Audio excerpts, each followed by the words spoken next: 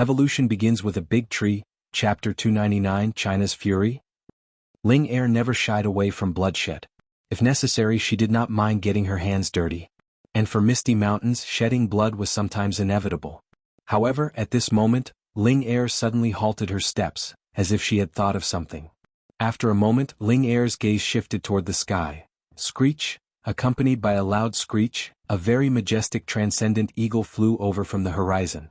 Tell Bull Demon and the others that one of China's top 3 elite forces, the Iron Knights, has arrived.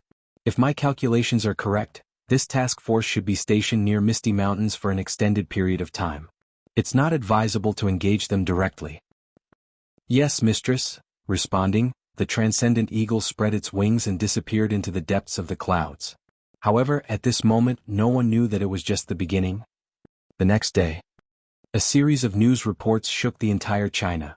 Misty Mountains has reappeared, and with an extremely terrifying beast tide this time, which swept through Sunset City, one of the 10 new cities. Does Sunset City really live up to its name being one of the 10 new cities, or is China just too weak? There are rumors that humanoid mutant beasts have appeared in Misty Mountains. Accompanied with these news reports, countless people were shaken. The entire China was certainly familiar with Misty Mountains. It was the lair of the most powerful mutant beast in the history of China, the tree monster, and also a home of countless mist beasts. It was the forbidden zone among the forbidden zones. And now, such a fearsome forbidden zone was actively attacking human cities? What did it mean? However, at this moment, a piece of news shook China even more so. The mastermind behind Sunset City's beast tide was the Japanese delegation. Japan's desire to destroy China is still very much alive, and in order to trigger the beast tide, they actually infiltrated Misty Mountains and stole their young beasts. As soon as this news came out, not to mention the common people, even some high-ranking Chinese officials couldn't sit still. Meanwhile, in the capital of China, Beijing. Bam. With the thunderous fist slamming on the desk, the entire conference room fell into a deathly silence. Are you sure Sunset City's beast tide was caused by the Japanese delegation? The general with the most violent temper asked, trying his best to hold his anger. Yes, the middle-aged man sitting at the main seat of the table, the president of China, agreed with a nod, sighing helplessly. According to the report sent by Lan, that humanoid mutant beast had repeatedly inquired about their young beasts even before the war had started. At that time, Nye Yuan and the others thought it was an excuse for the invasion of Misty Mountains. But later, it was discovered that the Japanese delegation escaped the city overnight, and cages for imprisoning young beasts were found on their destroyed convoy. As he continued recounting, the face of the middle-aged man on the main seat turned colder. We were even considering extending some resources to Japan for the sake of friendship. But unexpectedly, those guys actually... Before the president of China could even say anything. With another thunderous fist, the entire desk shook fiercely. I'm going to wipe out those bastards. Roaring furiously, General Nye, the patriarch of the Nye family, stood up abruptly. General Nye was one of the 10 commanders in China, who had always kept a low profile. However, his family, the Nye family, was one of the top-tier families in China. Even Sunset City was one of their affiliated forces. The mayor of Sunset City, the extremely mysterious Nye Yuan, was also the only son of General Nye. Unfortunately, Nye Yuan was currently unconscious, and even if he recovered, he would likely be crippled. Furthermore, the city that the Nye family had diligently built, especially after the losses incurred in this beast tide, was greatly devastated. With such deep enmity, not to mention the hot-tempered General Nye, even those with a milder disposition would be infuriated. Calm down, calm down. While the president of China attempted to console, the faces of these influential figures were far from good. This time, it was a real slap in the face, and it had left their faces red and swollen. Originally, they thought Japan would be grateful, but unexpectedly, they engaged in such underhanded tactics behind their backs. But I have to admit, they have made a very clever choice, stating in a cold voice. The president of China, the leading middle-aged man, stared deeply toward the east. If we really provoke the tree monster of Misty Mountains, even a country as powerful as ours would be in big trouble. So, why were you hesitating then? Shouting angrily, General Nye added with a grim and resonant voice, whether it's dispatching the Iron Knights or the Dragon Guards, either of them is enough to crush that puny country. Damn it. If I don't kill those bastards, my surname is not Nye. Boiling in anger, General Nie's face turned red. If he wasn't one of the top 10 commanders of China and worried about the big picture, he would have led the Nie family army straight to Japan the moment he received this news. But now he couldn't. The reign of China was not in his hands alone. If he acted recklessly, not only the president but also other major families wouldn't spare him. All this was because of the big picture. China's centuries-old plan could not be ruined by one person. Heaving a long deep breath, the middle-aged man sitting in the main seat looked deeply at his old friend before stating, "Later, go to the treasury and retrieve the 3-leaf lotus." With the effects of that Tier 2 spirit flower, Nie Yuan would have no trouble recovering from his injuries. At these words, General Nie's expression brightened. A Tier 2 spirit flower was enough to bring someone back from the brink of death. It could regrow even bones and flesh. It was a true treasure of heaven and earth. With the assistance of such a spirit flower, there was hope for his son's recovery. Thinking about this, General Nie expressed his gratitude. "Thank you. This is what Nie Yuan deserves." After consoling General Nie, the president's gaze turned to the others. Seeing everyone's infuriated faces, a hint of mockery appeared at the corner of the president's lips. This time, whether intentionally or unintentionally, Japan had really stirred up a hornet nest. The anger of the masses could not be easily quelled, and only thunderous measures could suppress it. Thinking of this, the president of China issued orders one after another. First, cut off all resources to Japan. Second, send a delegation to question them. Third, if Japan fails to provide a satisfactory response, send the Dragon Guards to pay them a visit. Evolution begins with a big tree. Chapter 300, The Fearless Bear Clan. Dragon Guards, a legendary force in China, held a status no less than that of the Iron Knights. However, what made them even more formidable was their mysterious nature, shrouded in secrecy even more so than the Iron Knights.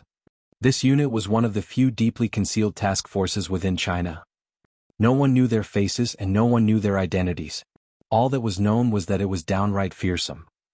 There was a saying that described them well: where the Dragon Guards point, China's blades follow. In other words, the Dragon Guards represented the will of China. This showed how mysterious and dangerous this unit was. Be that as it may, it was none of Yu Ziyu's concerns. After learning about the events in Misty Mountains, he merely furrowed his brows slightly. The culprits were punished and they had proactively declared war on Sunset City, giving everyone the appropriate punishment. For him it was enough. As for Japan, it was too far out of his reach. While Yu Ziyu did want to retaliate, he was unable to do so. Thus, he had decided to leave this to Ling Er, and he was confident that she wouldn't miss such an opportunity.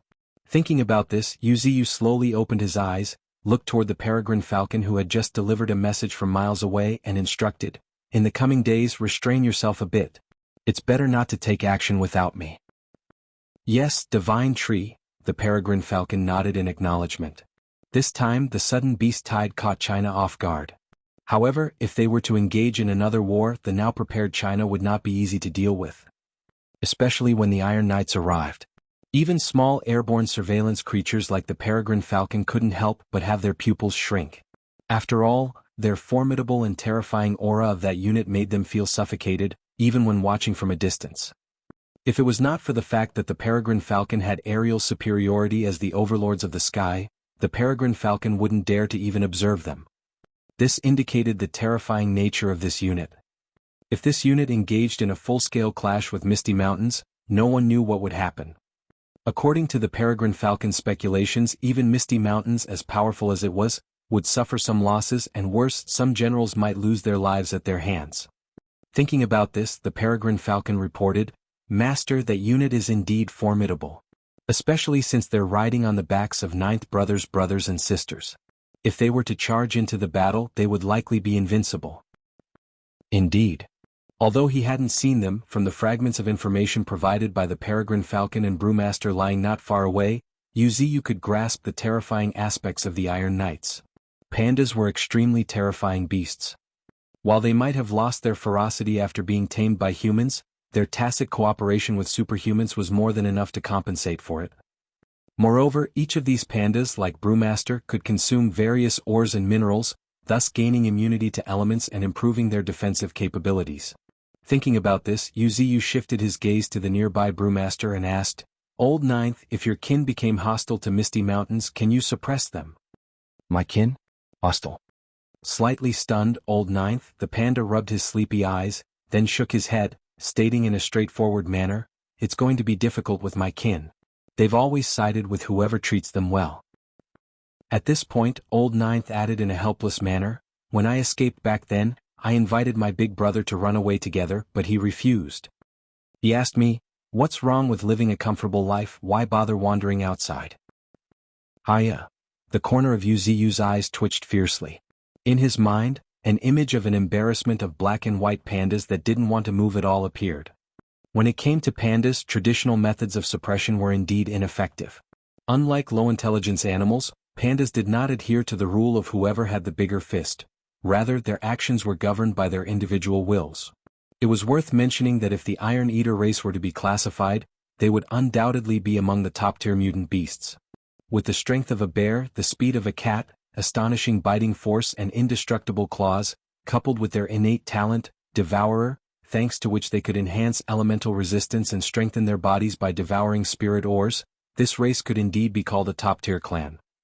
Frankly speaking, a matured panda had few rivals, except for individuals like Nine Tails and Bull Demon, who had obtained extraordinary opportunities and possessed amazing talents. Perhaps some terrifying sea monster species deep in the ocean could rival them. Ha! Yuziu exhaled a long deep breath. Even he did not believe that the pandas would bow down to old ninth. If nothing unexpected happened, Misty Mountains would have to fight them sooner or later. Thinking about this, a thought that had been suppressed in Yuziu's mind emerged once again. Should I raise a few troops with decent combat force? After ruminating on it for a while, Yuziu felt that it might be necessary. After all, ordinary mutant beast might be powerless to withstand terrifying forces like Iron Knights. For this reason, having one or two units capable of resisting the Iron Knight's attacks seemed essential. Just at this moment, as if thinking of something, Yuziu narrowed his eyes. If one looked along his gaze, one would discover that he happened to be gazing at the vast expanse of snow, his eyes twinkling constantly. This was the outskirts of the North Pole. In the North Pole, there was a family of mutant beasts that would definitely be ranked in the top formidable beasts living in the depths of the Arctic Circle, the polar bear. Furthermore, the biting force of the pandas were a bit inferior to polar bears. However, the crucial point was not this. What was important was that polar bears had tough hides and were resistant to physical attacks. If an army could be formed using them, it might be possible to withstand the charge of the Iron Knights. There was a saying that captured their essence well: bears fear nothing. Although the phrase was short, it revealed the terrifying nature of the polar bears, a race that lived in extremely cold regions. Even if they were not as fearsome as pandas, they would certainly not be much weaker. Moreover, I still have a medium-sized ice attribute spirit stone mine. If I can find some mutant polar bears, it might be possible to raise a bunch of transcendent polar bears. Murmuring to himself, the corner of Yuziu's lips curled up slightly. Since he was lacking in the individual strength department, Yuziu was planning to overwhelm the enemy using level and numbers. If he was successful, the legendary Iron Knights would not pose that big of a threat. When hundreds of mutant polar bears formed a flesh wall, creating a terrifying ice mountain by manipulating the ice element, even the Iron Knights couldn't help but feel a tingling sensation on their scalps. If the Iron Knights were an invincible spear, then Yuziu was planning to create an impregnable shield. Spear and shield, as Yuziu softly uttered, his eyes could not help but flicker, gazing toward the depths of the North Pole. Evolution begins with a big tree, Chapter 301, a terrifying cultivation speed. On an Arctic island. The island on which Yuziu was rooted was covered in silvery white snow, the sky and earth merging into one at the horizon, blurring the boundaries between the sky and earth. Only a string of footprints, like flower petals, adorned a corner of the ground, becoming a silent annotation. At this moment, Old Ninth Brewmaster walked out from the depths of the island, his face full of grievances. "Divine Tree, you want me to go out and find the den of the polar bears in this weather? Why, you don't want to?" With a hint of amusement, Yuziu gently waved his silvery white branches. Seeing this, Old Ninth shrank his neck, a trace of panic flashing deep in his eyes. It was not that he was afraid that the Divine Tree would attack him. He would have more than welcomed the attacks. The key was that the Divine Tree did not trouble him with the hard stuff, but rather with the soft stuff. Yuziu actually tickled him. Tickling, it was hard to imagine that such childish games could be so deadly. especially with Yu's numerous branches, each imbued with spiritual energy of different attributes. Even the mighty brewmaster could only gawk helplessly as one branch after another came at him, unable to dodge. As a result, brewmaster, who simply loved eating, sleeping and waking up to eat again, reluctantly had to get up and follow the divine tree's orders. However, until now brewmaster was still a bit puzzled. Why would he, a tier 2 transcendent, be afraid of tickling? How ridiculous. With a confused look on his face, brewmaster shook his head helplessly. Then he pressed down the hat on his head, lifted his sturdy short legs and walked away unsteadily. At this moment, glancing at the departing back of brewmaster, the corners of Yu's lips slightly rose into a smile. With brewmaster taking action, he didn't have to worry too much about the polar bears. After all, the current brewmaster was quite terrifying in terms of strength. No, it should be extremely terrifying. He was proficient in 3 elements: ice, fire and earth. He could resist most attacks from these 3 elements. In addition, his physique was extremely robust. Such an existence could simply be called a monster. Not to mention ordinary mutant beasts. Even if Nine Tails, Bull Demon and others joined forces, it would be difficult to deal with him. According to brewmaster himself, even if he stood still, breaking through his defenses for a transcendent of the same tier would not be an easy task. It's easy to imagine how tough this black and white bear brewmaster was. He was a top-tier meat shield, literally. The only problem was that he was too lazy. Even Yu had no choice but find a way to make him diligent and obedient. Of course, this was just proof of their relationship, a kind of joke between friends. There was no malice. And brewmaster also understood this. As he left, a slight smile appeared on Yu's lips. Apparently he also enjoyed this warm, family-like, friend-like feeling. At this moment, a voice suddenly rang in Yu's ear. "Master, why didn't you send me?" With a hint of doubt, a white as jade like a sinuous body slowly emerged from the depths of the Arctic island. It was none other than White Snake, the guardian spirit beast of Misty Mountains. At present, White Snake was already 30 meters long. However, she did not look scary or ugly, rather she looked extremely beautiful, like the most exquisite piece of artwork. You would always marvel at her sight, praising, "Both Nine Tails and White Snake have transcended their races in terms of beauty. If they took a human form they would definitely be exceptionally beautiful, captivating the entire world." Be that as it may, they were still quite pleasing to the eyes even in their current form. Especially White Snake's pair of crystal-clear, deep blue snake eyes, they made the onlookers' hearts tremble. "You are currently at a critical juncture in your cultivation. It would be unwise to send you out." Saying so, Yu glanced deeply at White Snake. Now her spiritual energy has reached around 80,000 to 90,000. If everything went well, she would be the 3rd or 4th tier 2 transcendent of Misty Mountains.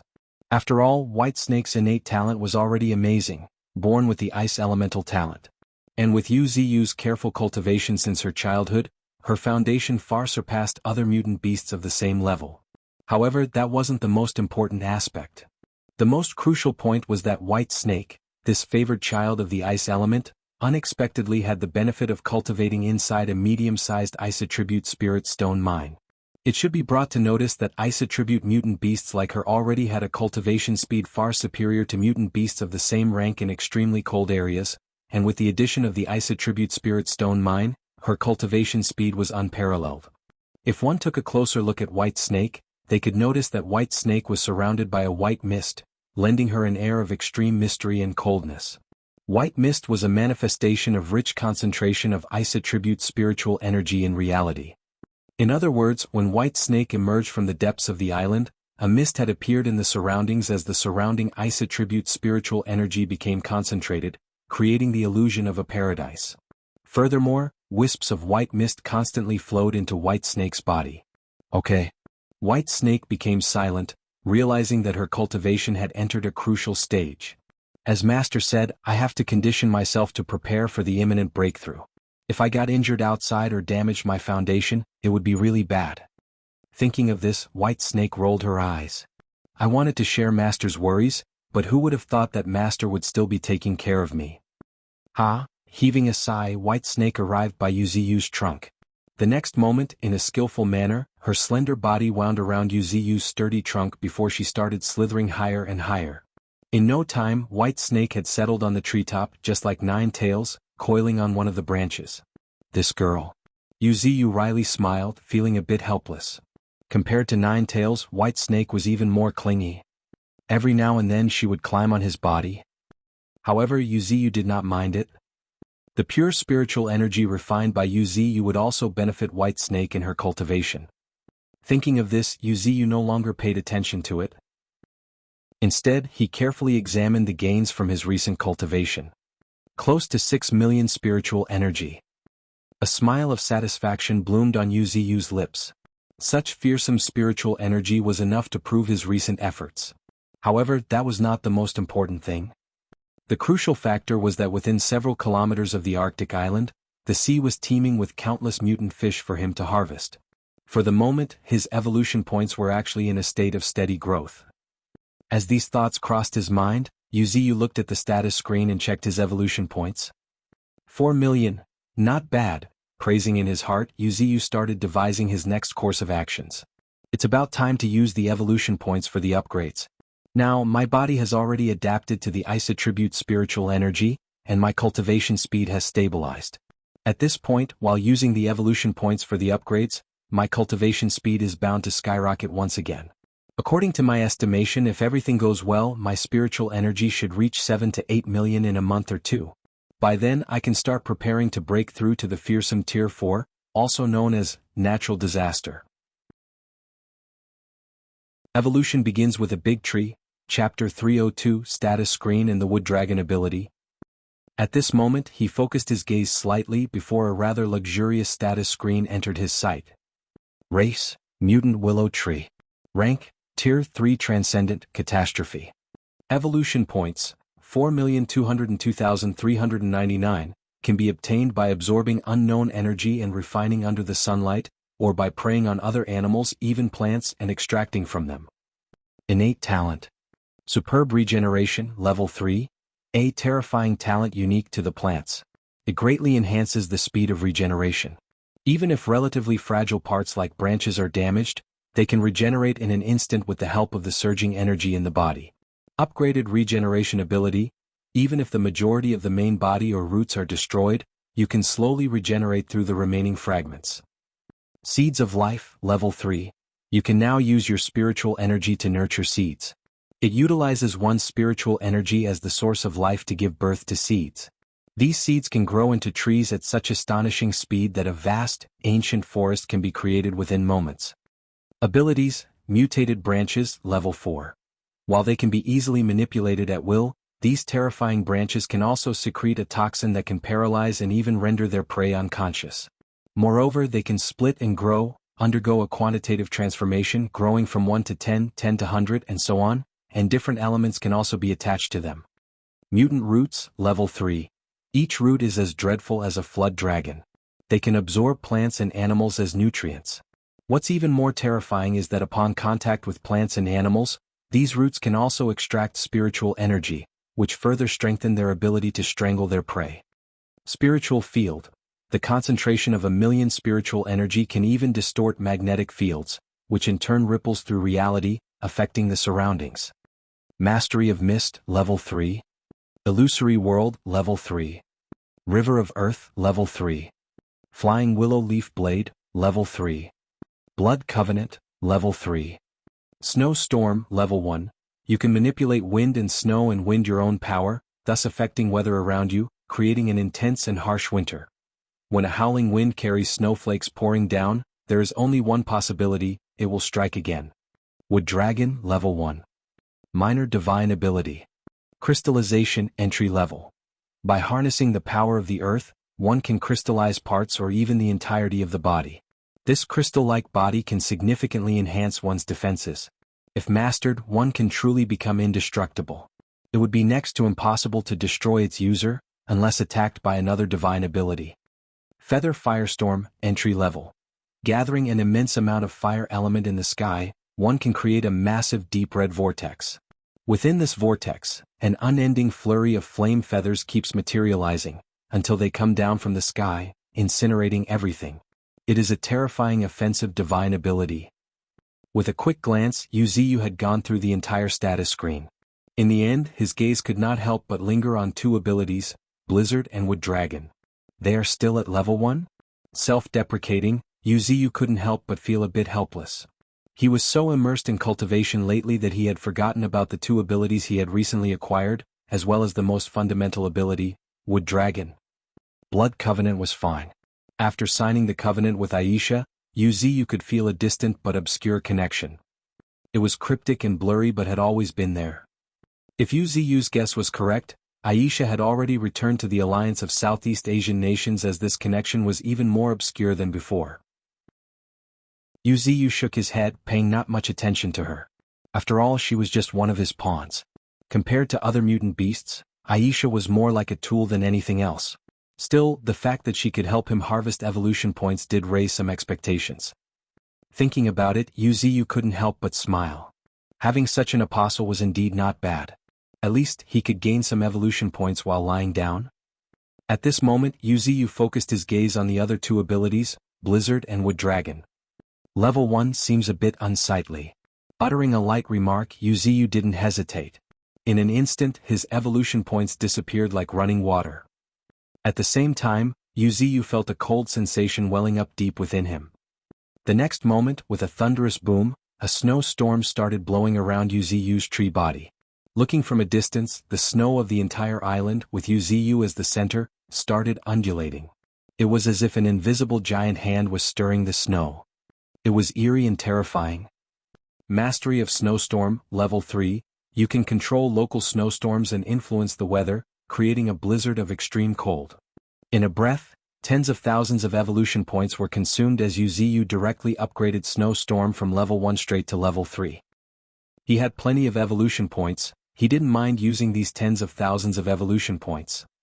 More importantly, this ability would not fundamentally enhance Yuziyu's combat power, and its bonuses in various aspects were not very significant.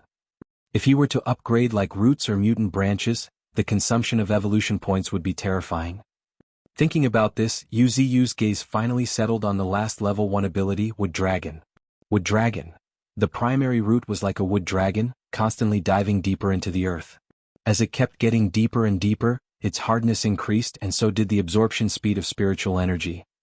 This was a highly formidable ability, and it was also the very method that had kept Yuziyu in a stalemate with China. Thanks to this ability, Yuziyu could shake the tectonic plates through his primary root, triggering widespread earthquakes. Not to mention destroying towns and cities, but coupled with the terrifying beast tide, Yuziyu could reduce half of China into ruins. Of course, the cost of doing so was not only something China could not bear. It was also something Yuziyu himself could not bear to do. If he pushed China too hard and they decided to fight it out, Yuziyu, even with his overwhelming strength, would still find it difficult to resist. After all, even ants could bite an elephant to death. Moreover, China was home to hundreds of millions of people. After all, Wood Dragon is not a lethal ability, it's more for cultivation. Muttering to himself, Yuziyu could not help but feel helpless. A while ago, when he had not yet grown, he naturally prioritized enhancing lethal abilities. For example, abilities like mutant branches, mutant roots, and flying willow leaf blade. Of course, abilities that could help him hide himself, like Mastery of Mist, were also included in the upgrade list. As a result, the Wood Dragon ability was inadvertently overlooked. However, there was one thing that should be brought to notice, and that was the number of evolution points required to upgrade the Wood Dragon ability, which was quite a lot. The corners of Yuziyu's lips twitched before he finally decided to upgrade this ability. At this moment, if one were to read the introduction of the Wood Dragon ability, they would see 500,000 evolution points behind it. In other words, 500,000 evolution points were required to upgrade the Wood Dragon ability from level 1 to level 2. How could the former Yuziyu afford that? Just a single upgrade without a fundamental increase in combat power would just bring him back to where he started. For Yuziyu, this was absolutely unacceptable. However, now was not too late to enhance this ability. Thinking about this, Yuziyu decisively stated, "System, enhance the ability, Wood Dragon." Ding, please confirm if you like to use 500,000 evolution points to upgrade the ability Wood Dragon? Yes, I'm sure. Giving the confirmation, Yuziyu's consciousness sank into his tree body. Evolution begins with a big tree, Chapter 303, the terrifying figure in deep sea. Rahar. Suddenly, A shrill and resonant, resembling a dragon's roar, rang from the earth. It was long and ancient, carrying an indescribable majesty. Upon closer inspection, the entire Arctic island was shaking slightly, as if there was a terrifying existence slowly awakening. Meanwhile, deep within the Arctic island, a towering root began to tremble slowly. Its pitch-black bark glistened with an inexplicable luster. In addition, a crystalline luster also began to pulsate through the entire root from top to bottom. And as the crystalline luster flowed through the root, it appeared as if the massive root had been given life. What was even more terrifying was that its pitch-black bark gradually became harder, resembling scales. The root would eventually turn into a dragon. Right now, the transformation has started. At this moment, sensing the changes in the depths of the earth, Yuziyu's lips curled slightly. The wood dragon ability was different from others. It was more like a long-term evolution. It could not be improved instantly like other abilities. Be that as it may, it was sufficient for Yuziyu. He could clearly sense that his primary root was undergoing a strange transformation, slowly evolving. When this transformation was complete, he would gain an entirely new ability. Of course, for now, the most intuitive manifestation of the wood dragon ability was the terrifying speed at which Yuziyu absorbed spiritual energy from the earth. Visible to the naked eye, countless strands of yellowish-brown spiritual energy flowed into Yuziyu's primary root. With the influx of every strand of spiritual energy, Yuziyu's root became a bit more harder. It was extremely strange yet marvelous. I wonder if one day it will truly become a dragon? Looking at the scale-like bark covering the primary root, Yuziyu was somewhat astonished. Dragons were mythical creatures. They were the totem of China, a mysterious existence that couldn't be described or depicted. It might be impossible to bring them back to the world through conventional means. After all, they were mysterious creatures that didn't exist in the mortal realm. However, if someone like Yuziyu absorbed the essence of heaven and earth, there might be a tiny possibility of giving birth to a dragon. However, just as these thoughts crossed his mind, Yuziyu promptly suppressed them. Even if it transformed into a dragon, the root would still be a part of his body, and moreover, the most crucial part. For him, it wouldn't have much impact. The greater possibility was that Yuziyu, due to his root transforming into a dragon, would shed the trunk and become another indescribable creature. And this was also an idea hidden in the back of Yuziyu's mind. However, this was just a pure fantasy. After all, it was too fantastical. While Yuziyu was enhancing the primary root, a long and reverberating roar suddenly rang in the deep sea near this Arctic island. Ruhar. Star. The next moment, the ocean currents surged, turning into one stream after another, all flowing into the dark depths. Immediately after, a pair of blood-red eyes resembling red lanterns slowly emerged in the deep sea. They were filled with cruelty and tyranny, and also with a tinge of indescribable joy. Its owner had sensed a spirit treasure maturing somewhere in the sea. Without a moment of hesitation, or rather without even thinking, it started rushing toward a certain direction, pushing the deep sea water. For an existence like it, nothing was more important than a breakthrough. At this moment, not only it, but also many sentient sea creatures were converging toward a specific direction. However, compared to its terrifying body spanning thousands of meters, most sea beasts were just too small. Not to mention, its fiendish tentacles danced like demons. Boom, boom, boom. Every move of its tentacle tore through the ocean, creating a violent shockwave that shook a large part of the ocean. At the same time, a frightening spiritual energy began to surge. In a flash, the deep sea started to distort as erratic electric arcs streaked through the water. Spiritual field, the symbol of Tier 3. The concentration of 1,000,000 spiritual energy can even distort magnetic fields, which in turn ripples through reality, affecting the surroundings. Due to the unique ability of Tier 3 Transcendent, some of the human tracking weapons could not even get close to them. Within the spiritual field, all electromagnetic communication methods would be blocked. In this regard, it should be brought to notice that Ziyu's spiritual field could cover an area of several hundred kilometers. Although it did not cause distortion in the surroundings or electric arcs to streak across the entire hundreds of kilometers of land and sky, the invisible force was strong enough to neutralize most scientific methods of humans. This was also the reason why humans were vigorously developing superpowers nowadays. Not only were scientific weapons struggling to suppress the growing number of transcendents, but the birth of every Tier 3 transcendent meant the distortion of the planet's magnetic field to a certain extent. By the time Tier 3 Transcendent could be found everywhere, this world would have truly become a world of Tier 3 Transcendent.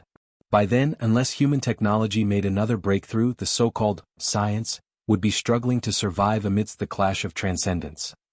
In that moment, the vast expanse of icy ocean surged, with billowing waves rising in an instant, sending cascades of white froth into the air.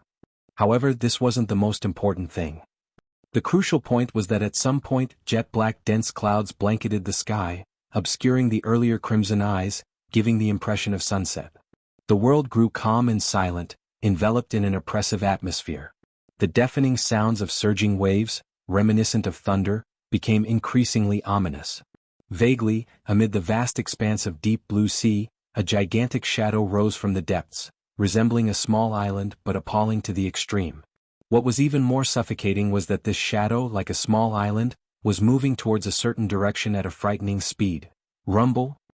Accompanied by a deafening clap, a pale lightning bolt cut through the pitch-black sky. A storm was coming. The towering willow tree rooted at the summit of an Arctic island with dancing silvery white branches narrowed his eyes. In this pure white world, thousands of branches danced, stirring up a storm of ice and snow that spread chilling air in all directions. For a moment, the temperature of the entire island dropped several degrees.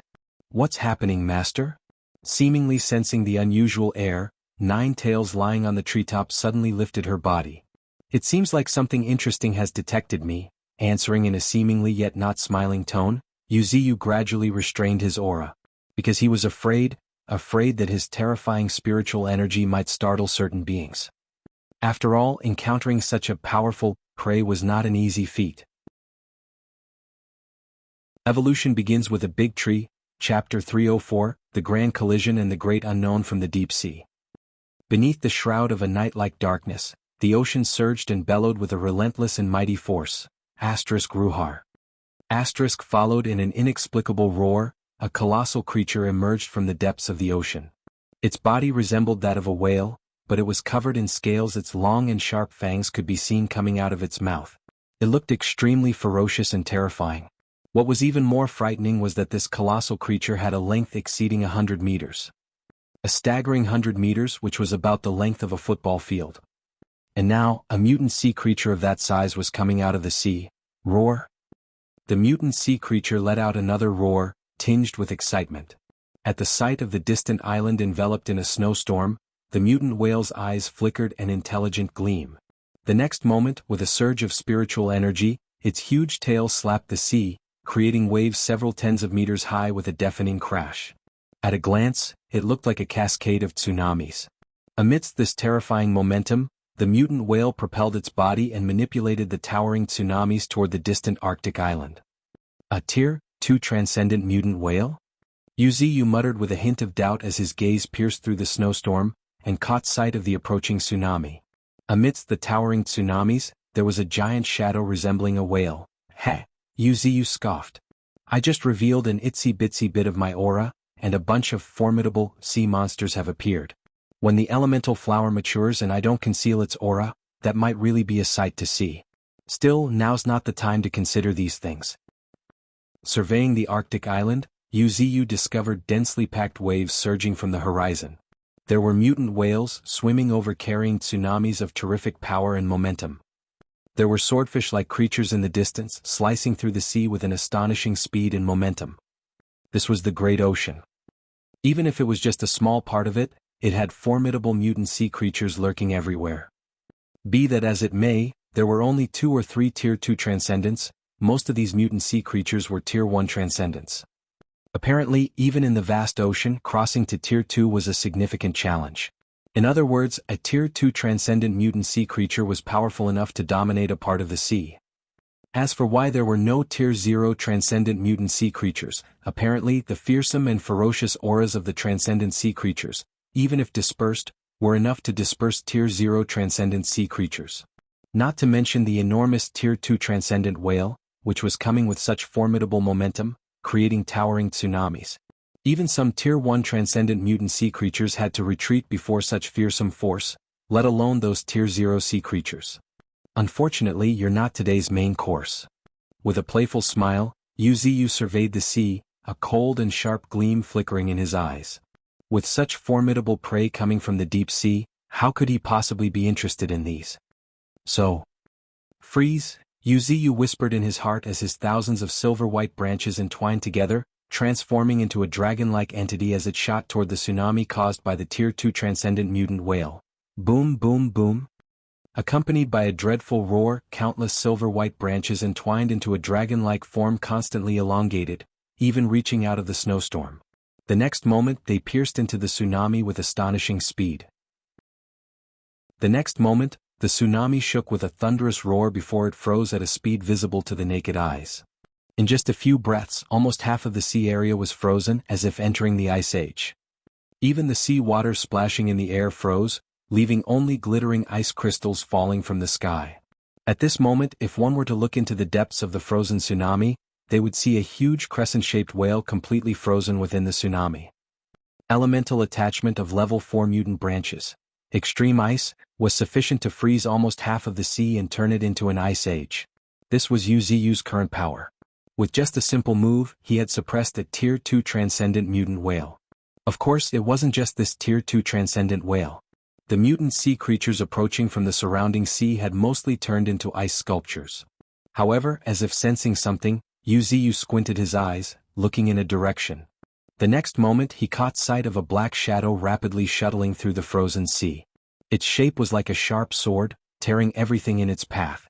What was even more terrifying was that as it continued to accelerate, the fearsome sharp aura surrounding it became even more daunting. A Tier 2 transcendent mutant swordfish.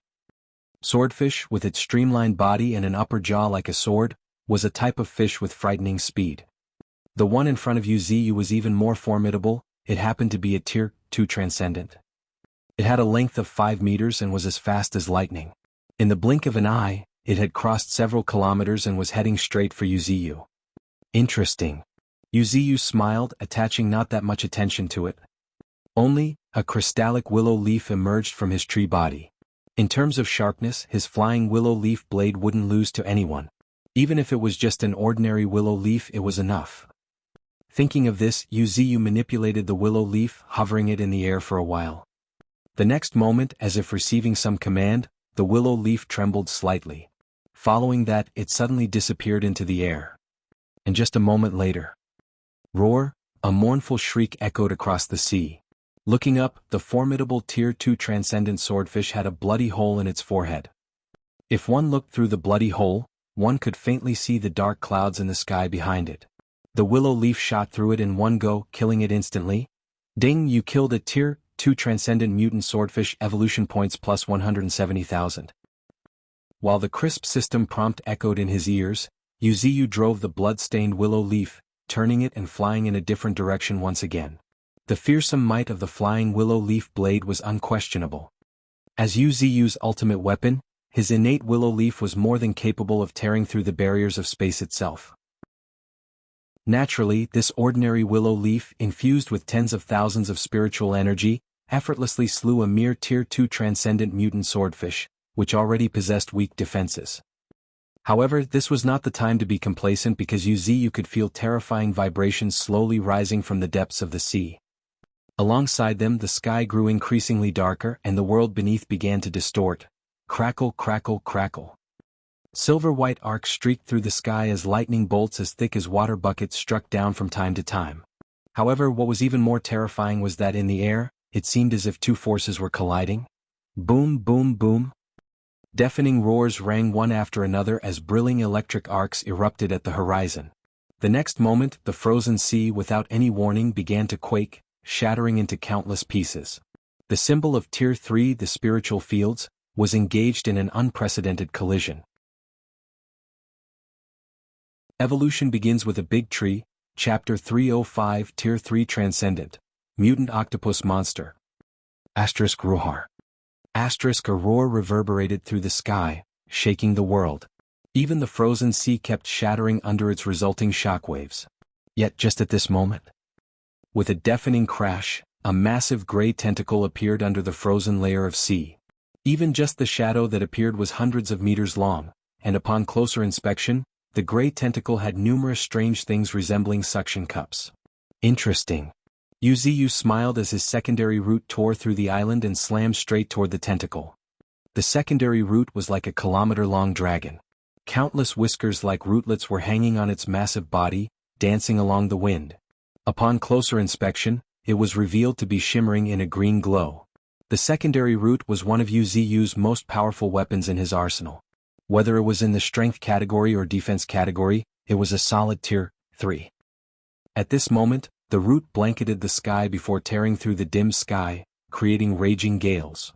The next moment, boom. A tentacle shooting from the deep sea and a green glowing root coming down from the sky collided with each other with a deafening crash. Crackle. Bolts of lightning, like in a storm, streaked across the sky and struck down on the sea. At this moment, the spiritual fields of the two Tier 3 transcendents began a new round of collision. An unimaginable heaviness filled the air, as if the very air was frozen, causing countless mutant beasts to feel suffocated. Their visions were filled with the sight of two massive bodies, akin to a dragon and a serpent, colliding between the sky and the sea. And this was just a collision of a part of their massive bodies. At this moment, the moment when the tentacle and root collided with each other, the storm they stirred up alone swept through thousands of kilometers. And everywhere the storm passed, it shattered the ice into pieces. Countless frozen mutant sea creatures were torn to shreds by the raging winds before they could even react. In a flesh, a dense, nauseating smell of blood slowly filled the air. Meanwhile, the corner of Yuziyu's lips rose into a smirk as he muttered in a playful tone, "You wanna clash with me?" With a playful smile, the fine rootlets on Yuziyu's secondary root kept growing longer and longer. In an instant they turned into tens of thousands of threads shooting toward the massive gray tentacle. Swoosh, swoosh, swoosh. And as the rootlets pierced into the tentacle, Yuziyu felt a surge of raging spiritual energy gushing into him. After the mutated roots were upgraded to level 3, they gained the ability to steal the opponent's spiritual energy through physical contact. It was a formidable and a bit vicious ability. Surprisingly, this ability proved highly effective against mutant beasts and mutant sea creatures. It could even be called the nemesis of massive mutant beasts. However, things took an unexpected turn this time. Because, at this moment, Yuziyu felt a terrifying suction force emanating from the enormous gray tentacles. Oh! Yuziyu narrowed his eyes as a line of information entered Yuziyu's sight. Unique abilities, lethal suckers. Any enemy ensnared by these suckers will struggle to break free and gradually face absorption. This absorption is not limited to their spiritual energy, even their physical body is not exempt. A myriad of thoughts raced in Yuziyu's mind as a sense of helplessness welled up within him. As expected, Tier 3 transcendents are not that easy to deal with. In just one clash, not only it blocked Yuziyu's ultimate move, but even counteracted it. Unfortunately, the gap in spiritual energy would prove to be its downfall. Boom! As Yuziyu continuously raised his spiritual energy, an even more terrifying burst of spiritual energy surged from the gray tentacle. Yuziyu did not raise his spiritual energy too much, but it was not that little either. Every time he raised it by just over 1,000 spiritual energy. As time passed, the rate at which Yuziyu's tree root absorbed spiritual energy became even more terrifying, until he devoured almost all of its spiritual energy. However, just at this moment, seemingly noticing this. Roar. With another terrifying roar, several shadows emerged beneath the ice layer of the sea. The next moment, with deafening crashes, several gray tentacles, no less formidable than before, shot out from the depths of the sea, piercing through the ice covering the sea. Boom, boom, boom. Amidst the deafening sounds of successive collisions, Yuziyu's secondary root appeared to be locked in place. At the same time, Yuziyu felt a tremendous force acting on his secondary root. Surprisingly, the octopus monster wanted to drag Yuziyu into the depths of the sea. How interesting! A smile appeared on Yuziyu's lips, not concerned by the entire ordeal. It would have never occurred to the octopus monster that Yuziyu's roots were rooted deep in the earth, 10,000 meters below the surface. At such a depth, not to mention this mutant octopus monster, even if several more came, it would be of no use. This was Yuziyu's greatest constraint but also one of his biggest advantages now. He was as settled as Mount Tai, nothing could shake him. However, as if thinking of something, the corner of Yuziyu's lips rose with a hint of mockery. The mutant octopus monster might have locked Yuziyu's secondary root, but it also meant that it was also locked by Yuziyu. Thinking this, Yu's secondary roots tore through the sky, slammed toward those tentacles. Asterisk boom boom boom. The next moment, deafening collisions like peals of thunder shook the sky in succession. Looking from afar, it looked as if several colossal creatures resembling mythical dragons were engaged in a life-and-death struggle in the sky. In the aftermath, Yu had successfully entrapped a few other tentacles of the mutant octopus monster with his secondary roots. Be that as it may, it was not enough. Given the mutant octopus monster's strength of Tier 3, it would definitely not mind abandoning its tentacles and fleeing for its life if it truly encountered a life-threatening crisis. In other words, Yu had to ensure that the mutant octopus monster was suppressed or completely obliterated before it detected any life-threatening danger. Thinking of this, Yu intentionally reduced the output of spiritual energy and even removed some of the secondary root's defenses. Ruhar. The mutant octopus monster lurking in the deep sea emitted an inexplicable roar, relishing an indescribable and delightful taste. Its suckers were devouring flesh. No, not flesh, but a taste even better than flesh, exquisite beyond words. And with this devouring, the mutant octopus monster even felt its spiritual energy becoming more concentrated, and its body stronger. More? With each roar, those red lanterns-like crimson eyes flickered with intense greed. Evolution begins with a big tree, Chapter 306, Minor Divine Ability, Feather Firestorm. Roar, successive roars, growing increasingly intense, echoed through the sea like triumphant horns. At the same time, a colossal creature the size of a small island slowly rose from the deep ocean. Its massive tentacles wantonly danced in the air, their each movement sending the surrounding sea into turmoil. And amidst the dancing tentacles, the colossal octopus crashed into the layer of ice. The next moment, with sharp and crisp sounds, the layer completely shattered as a giant gray octopus appeared before Yu. With 8 towering gray tentacles that shot straight into the sky, it resembled a colossal fortress with 8 towering pillars. Its tentacles were covered in suckers the size of grindstone. Its suckers were like black holes, swallowing even the faint light of the already dim sky. For the moment, the entire sky had grown a bit dimmer. And beneath this dim sky a pair of lanterns-like crimson eyes hung high. They appeared vicious and terrifying, emanating a suffocating aura. Ruhar. The octopus let out a roar, creating visible sound waves that swept in all directions, even stirring the clouds in the sky. What a truly fearsome monster, Yu remarked with a nonchalant smile. His momentum was no less than that of the creature. Suddenly, a deafening boom shook the entire Arctic island as a towering snowstorm covered the entire island. From a distance, it appeared as if the dark clouds blanketing the sky were engaged in a standoff with a white storm on the edge of the island. The collision of auras brought about another clash of the spiritual fields. Crackle, crackle. Accompanied by countless lightning strikes, pieces of ice continuously broke off from the Arctic island. And at this moment, neither Yu nor the giant octopus were aware that far away in Russia, warning alarms were constantly ringing. Warning, warning, spiritual energy has exceeded the limit, and is still rising rapidly. Warning, warning, spiritual energy has exceeded the limit, and is still rising rapidly.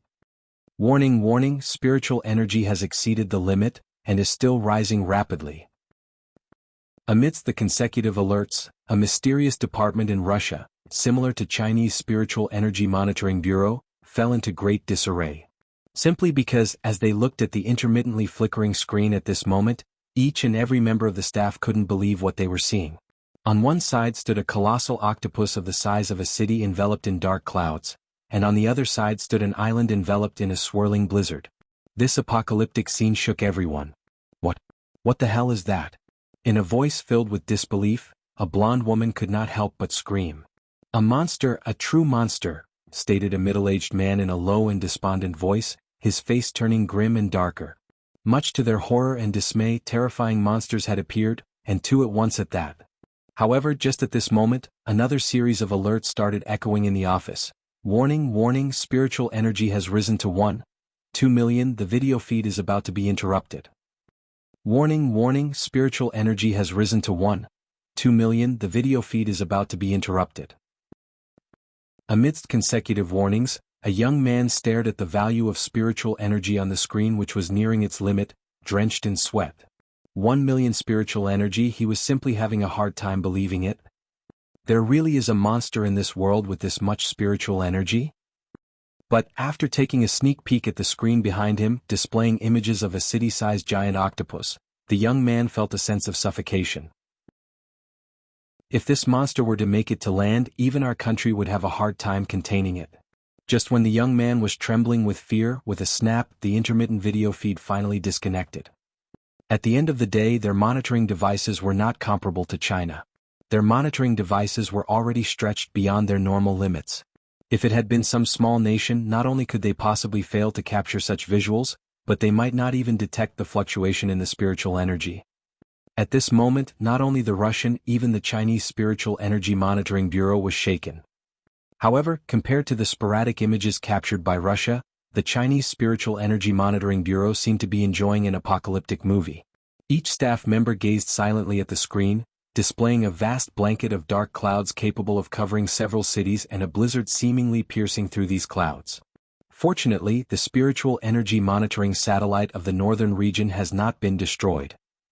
With a hint of relief, a staff member slapped his thigh. But I don't think this monitoring satellite can last much longer. What do you mean? Asked another staff member, momentarily stunned. And just moments later. Crack. With a crisp sound, a crystal-clear jade-like willow leaf froze in the frame. Faintly, the scientists also heard a majestic voice, "I don't quite like being watched." Just as these words rang in their ears. ZZZ. The screens went completely blank, leaving each staff member sweating profusely in their seats. It's that thing again?" a staff member muttered in a stuttering voice, realizing something. "The tree monster, it's the tree monster," as if confirming. Many people screamed in fear. Only it was capable of tearing through space, shooting satellites. Only it possessed such power that its aura alone could alter the weather. Meanwhile, Yuziu did not attach that much importance to this whole ordeal. For him, shooting a satellite was just using one of his trump cards. Now, having nurtured 3 flying willow leaf blades, using one to tear through space and shoot a satellite was not a big deal. After all, he still had 2 more. As for the loss of spiritual energy, with a surplus of 5 to 6 million spiritual energy, would he care? Furthermore, his prime focus was the colossal octopus nearby, a creature the size of a city. Taking a deep breath, Yuziu looked at the sky. Looking at the giant tentacles tightly gripping his root, a faint smirk tugged the corners of his lips. Almost there. Smiling, Yuziu narrowed his eyes. And right at that very moment, a thunderous boom rang. Even the dark clouds blanketing the sky appeared to be shaken momentarily. After a moment, in the puzzled gaze of the giant octopus, the dark clouds turned red. At the same time, boom boom boom, accompanied by thunderous claps, the red clouds in the sky began to rotate, creating a vast and majestic vortex. Ruhar. An inexplicable roar echoed from the depths of the vortex as a fearsome aura gradually started to spread. After a moment, minor divine ability, feather firestorm, a soft cry resounded through the sky. Immediately after, a powerful surge of fire element spiritual energy swiftly gathered within the vortex, and countless feathers of flame took form. And in the next moment, much to the astonishment of the giant octopus, the vast vortex in the sky spewed out countless flame feathers like a torrential rain. Swoosh, swoosh, swoosh. Each red feather was as fast as a shooting star, streaking across the sky in the blink of an eye. Even more terrifying was that these red feathers seemed endless.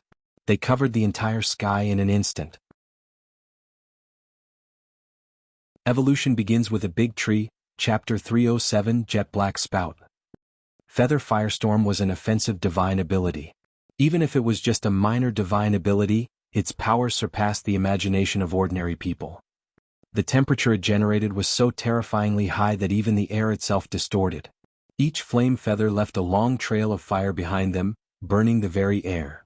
And right at that very moment, squish, accompanied by a sound akin to a cloth getting torn, a flame feather fell on the body of the giant octopus.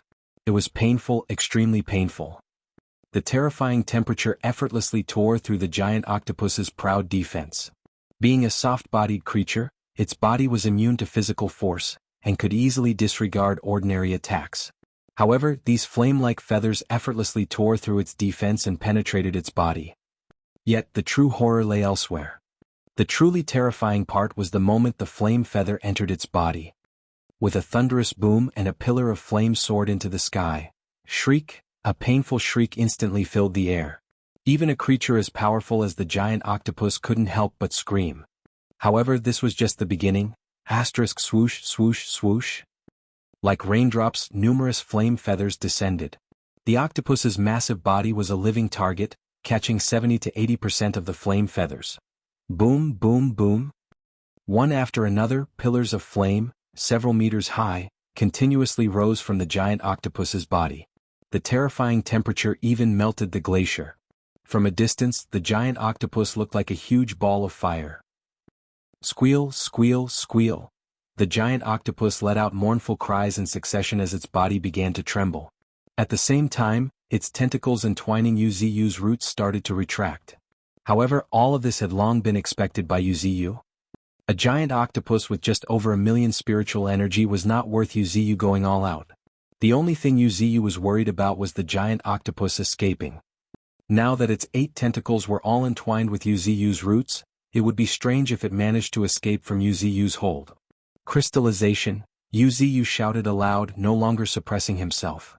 In an instant, Yuziu's 8 secondary roots shone with a dazzling diamond-like brilliance with a speed visible to the naked eye. Minor divine ability, crystallization, not only could greatly enhance Yuziu's defense, but it could also boost the strength of Yuziu's roots. And now, the 8 massive and towering roots, after turning crystallic, pulled fiercely. The very next moment, with a deafening crash, the giant octopus, as colossal as a city, stumbled and flew toward the island. Right at that very moment. Swoosh, swoosh, swoosh. The thousands of branches swaying in the air suddenly turned red. Elemental attachment, flame. Attaching fire element to the branch can greatly enhance the lethality of the branches. Hello there. A cold smile flashed on Yuziu's lips as his thousands of branches pierced through the snowstorm, one after another. 1 became 10, 10 became 100. In an instant, Yuziu's branches filled the sky, shooting straight toward the giant octopus like raindrops. However, just at this moment, Yuziu's pupils slightly contracted, as if discovering something. Suddenly, Yuziu discovered that the giant octopus, which had been reduced into a ball of flames, had its lantern-like crimson eyes flickering with madness. At the same time, its mouth slowly opened. Roar! A deafening cry escaped from its mouth as a dark color, like jet black ink, began to shimmer in its mouth. In an instant, with a thunderous crash, a thick pillar of jet black water spurted out of its mouth, shooting straight toward the island where Yuziu was. What's that? Subconsciously, warning bells started ringing in Yuziu's mind. He promptly pulled his branches, switching from offense to defense, continuously weaving them together until they formed layer upon layer of a large net. However, just in the next moment, much to Yuziu's astonishment, the thick pillar of jet black water effortlessly tore through his resilient branches. It was highly corrosive, unimaginably so. Even Yuziu's branches, upgraded to level 4, could not withstand it. Fortunately, Yuziu had quite a lot of branches stacked layer upon layer, and they managed to effectively block this jet black spurt of water. However, as a consequence, most of Yuziu's branches had disappeared. TCH, how terrifying. If it were an ordinary mutant beast, it would probably be wiped out instantly. Admiring in his mind, Yuziu also realized that those who could advance to the Tier 3 were not easy to deal with. And that was also why he managed to save himself at the expense of his branches. After all, with his innate talent, super regeneration, he could have as many branches as he wanted. The loss was only in terms of spiritual energy. While Yuziu might have managed to survive, the same could not be said for the island he was rooted on. It was riddled with thousands of holes, each one an extremely deep pit. And where that jet black pillar of water passed through, it left behind an abyssal trench. The entire island seemed to be torn apart by this jet black spurt. Unique abilities. Black pillar. It can shoot a jet of ink that resembles much like a beam of energy, which is terrifyingly corrosive and melts through everything. What is even more frightening is that its corrosion can only be endured, not resisted. Can only endure, not resist? Muttering to himself, Yuziu stared at the terrifying trench that tore through more than half of the island, realizing vaguely what it meant. It should mean that no matter how formidable one's defenses were, the jet-black water pillar would corrode through them. Just like how a drop of jet-black water melted the ground and left a thumb-sized and 10-meter-deep hole before the corrosive power of the drop of black water was finally exhausted. Yuzi's eyes widened in amazement before the corner of his lips rose into a smile. Tier 3 transcendence indeed could not be underestimated. Nonetheless, I still have the upper hand. Thinking this, countless branches shot from Yuzi once again. Asterisk swoosh swoosh swoosh. Like raindrops, the branches struck the body of the giant octopus one by one. The next moment, accompanied by consecutive deafening explosions, blazing flames surged once again. Squeal, amidst mournful cries, the entire frozen sea shook incessantly. At this moment, the mutant octopus's tentacles in the air, entwined with Yuzi's roots, could not help but tremble as if attempting to retract. However, would Yuzi give it that opportunity? Smirking, Yuzi's spiritual energy surged once again. The next moment, countless branches, covered in blazing flames, suddenly turned white as a thin layer of frost covered them. Simultaneously, a chilling aura surged along the branches, heading continuously toward the mutant octopus. Elemental attachment, extreme cold. Attaching ice element to the branches can freeze anything they touch. Under the power of this extreme cold, the colossal and terrifying octopus, the size of a city, gradually started to freeze. And not just from the surface but, more frighteningly, even the blood pumping inside it began to freeze. And this was the current strength Yuzi possessed. By proficiently manipulating spiritual energy, alternating between hot and cold, he effortlessly subdued this Tier 3 transcendent mutant octopus. Yes, suppress, not annihilate. Compared to killing, capturing it alive was the true challenging task. Evolution begins with a big tree, Chapter 308, Terrifying Power, Ultrasonic Waves. The sea under the pitch-black sky gradually became calm again. Not far from the Arctic island, a gigantic gray octopus the size of a city happened to be frozen, turned into a dazzling sculpture of ice. Its lantern-like crimson eyes occasionally flickered, as if struggling and resisting. However, compared to ordinary mutant beasts which were merely frozen on the surface, Yuzi's formidable ice-attribute spiritual energy had frozen not only the body but also the blood of the octopus. This was not something the octopus could escape from by ordinary means. At this moment, Yuzi narrowed his eyes slightly as he focused his gaze on the giant octopus. Race, mutant octopus. Rank, Tier 3 transcendent, catastrophe. Innate talent, ink, it's capable of generating highly corrosive fluid. Even a single drop of it can pierce through steel plates.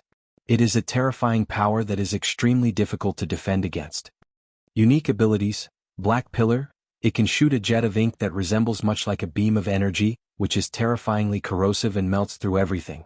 What is even more frightening is that its corrosion can only be endured, not resisted. Mimicry, it can easily transform into animate and inanimate things, like coral and sand, and can hide its own aura. Soft Body, being a soft-bodied creature, it's immune to most physical attacks. Deadly Suckers, its formidable suckers possessed extremely strong adhesion, and can easily pull objects tens of times its weight. Spiritual Field, the symbol of Tier 3. The concentration of 1,000,000 spiritual energy can even distort magnetic fields, which in turn ripples through reality, affecting the surroundings. Toxins, it can secrete toxins that can paralyze enemies, even those of the same level would find it hard to resist. Water Jet, it can shoot a jet of water by gathering a large amount of water element, resembling a high-pressure water gun. Great Tsunami, by waving its tentacles, it can easily trigger a massive tsunami, reaching tens or even hundreds of meters in height, capable of engulfing cities and sweeping continents.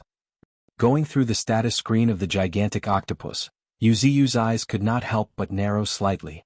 There was no denying that this giant octopus was quite formidable. Especially its innate talents, ink, and its unique ability, Deadly Suckers. One could almost ignore any kind of defense, which was rather terrifying, and the other ability allowed it to adhere to objects over 10 times its weight, which was also pretty phenomenal. After all, the massive octopus alone weighed around 100 tons, which was already amazing, but its Deadly Suckers could pull tens of times its weight. Ha! Yuzi's emotions raged like horses galloping in the wild. He could not help but feel fortunate that he was a tree. If Yu Ziyu had been any other mutant beast, he would have been ruthlessly dragged into the deep sea by now. And even with his spectacular means, he would have been buried in the deep sea. Geographical advantage was not just talk, especially for monsters like giant octopuses living in the depths of the sea. The difference in combat power when in the deep sea and when on the land was almost qualitative. Of course, the other abilities of this giant octopus should not be underestimated, such as the water pillar and the great tsunami. On the battlefield, their might would not be much less than Yu Ziyu's advent of the tree world. Unfortunately, just as Yu Ziyu found it challenging to unleash advent of the tree world on this frozen sea, the giant octopus also struggled to trigger a tsunami in this frozen ocean. It could be said that Yu Ziyu had lessened almost 30% of the giant octopus's combat power by freezing the sea. A wry smile flashed on Yu Ziyu's lips, feeling fortunate that he had cultivated ice attribute spiritual energy. Compared to the violent fire attribute spiritual energy, ice attribute spiritual energy was more about control. And if this control was executed effectively, it could prove to be lethal to these giant sea creatures coming from the depths of the sea. Now it's time to reap the rewards. Saying this, Yu Ziyu slowly raised his gaze, looking at the entire battlefield. A vast expanse of white unfolded before his eyes. There was nothing but ice anywhere he saw. And countless mutant sea creatures could be seen frozen on the surface of the sea like ice sculptures. What drew the most attention were the monstrous whale frozen in the tsunami, looking like a crescent moon from afar, and the giant mutant octopus that looked like a city. One was a Tier 2 transcendent, and the other was a Tier 3 transcendent. Their power far exceeded human imagination. In ordinary circumstances, the combined force of these two sea behemoths would be enough to obliterate several coastal cities. Heaving a long, deep breath, Yu Ziyu's gaze shifted to the ferocious whale frozen in the tsunami not far away. It looked different from ordinary whales. It had long fangs and looked more ferocious at first glance. Race, mutant orca. Rank, Tier 2 transcendent. Innate talent, ultrasonic waves. It can emit ultrasonic waves, and use these ultrasonic waves to not only to locate and search for prey but also to launch terrifying attacks. Unique abilities, leap wave, channeling its spiritual energy and leaping in the air, it can create a formidable wave toward the enemy with a whip of its tail. Instinctive ferocity, the more it fights, the more formidable its strength becomes, a kind of instinctive talent. Predator, as a creature born for hunting, it possesses formidable combat skills. Tsunami, channeling its spiritual energy, it can create a colossal tsunami. Ultrasonic resonance, using its unique ultrasonic waves, it can not only summon its kin but also shake the sea for thousands of kilometers, destroying everything. Another formidable deep-sea behemoth, Yu Ziyu smiled, surprised at the strength of the mutant orca. Ultrasonic waves were not an ordinary power. Like gravity, it was an extremely powerful force and not any less unique than gravity. In the face of such power, ordinary mutant beasts and even sea creatures, let alone resisting it, would probably not even know how they died. Although Yu Ziyu had not witnessed this mutant orca using ultrasonic waves yet, based on his understanding of ultrasonic waves, he could imagine the terrifying nature of ultrasonic wave attacks. This kind of power, even if used in a very rudimentary way, was quite formidable. Moreover, considering that the mutant orca's innate talent was ultrasonic waves, it would grow stronger as orca grew stronger. If possible, it might be worth trying to subdue this mutant orca, Yu Ziyu muttered to himself. His gaze could not help but carry a hint of goodwill, looking at the mutant orca frozen in the tsunami. Nowadays he was not lacking in aerial and terrestrial combat forces, but when it came to oceanic combat he was indeed lacking in mutant beasts such as the mutant orca. Considering that this mutant orca could grow to this level, its innate talent was definitely pretty spectacular. With such innate talent, formidable strength and ferocity, as well as its terrifying power of the ultrasonic waves, it would be unwise not to subdue it. After all, compared to those rare evolution points, Yu Ziyu valued talents more. However, Yu Ziyu had also taken interest in another of its unique ability, ultrasonic resonance, the ability to summon kin. Subduing one would be equivalent to subduing an entire group.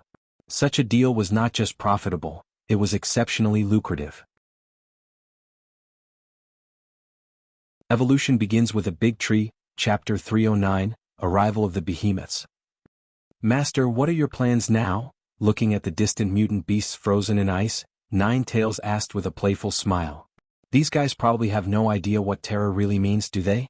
Although Master has not gone all out with his strength, these guys are truly unable to pose a threat.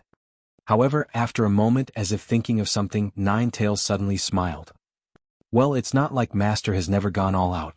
The last time, when Master resisted the nuclear missile and triggered an earthquake affecting half the continent, he should have gone all out. Still, that kind of destruction is really different from the devastating destruction of tidal waves. Meanwhile, Yuziyu only smiled and did not answer.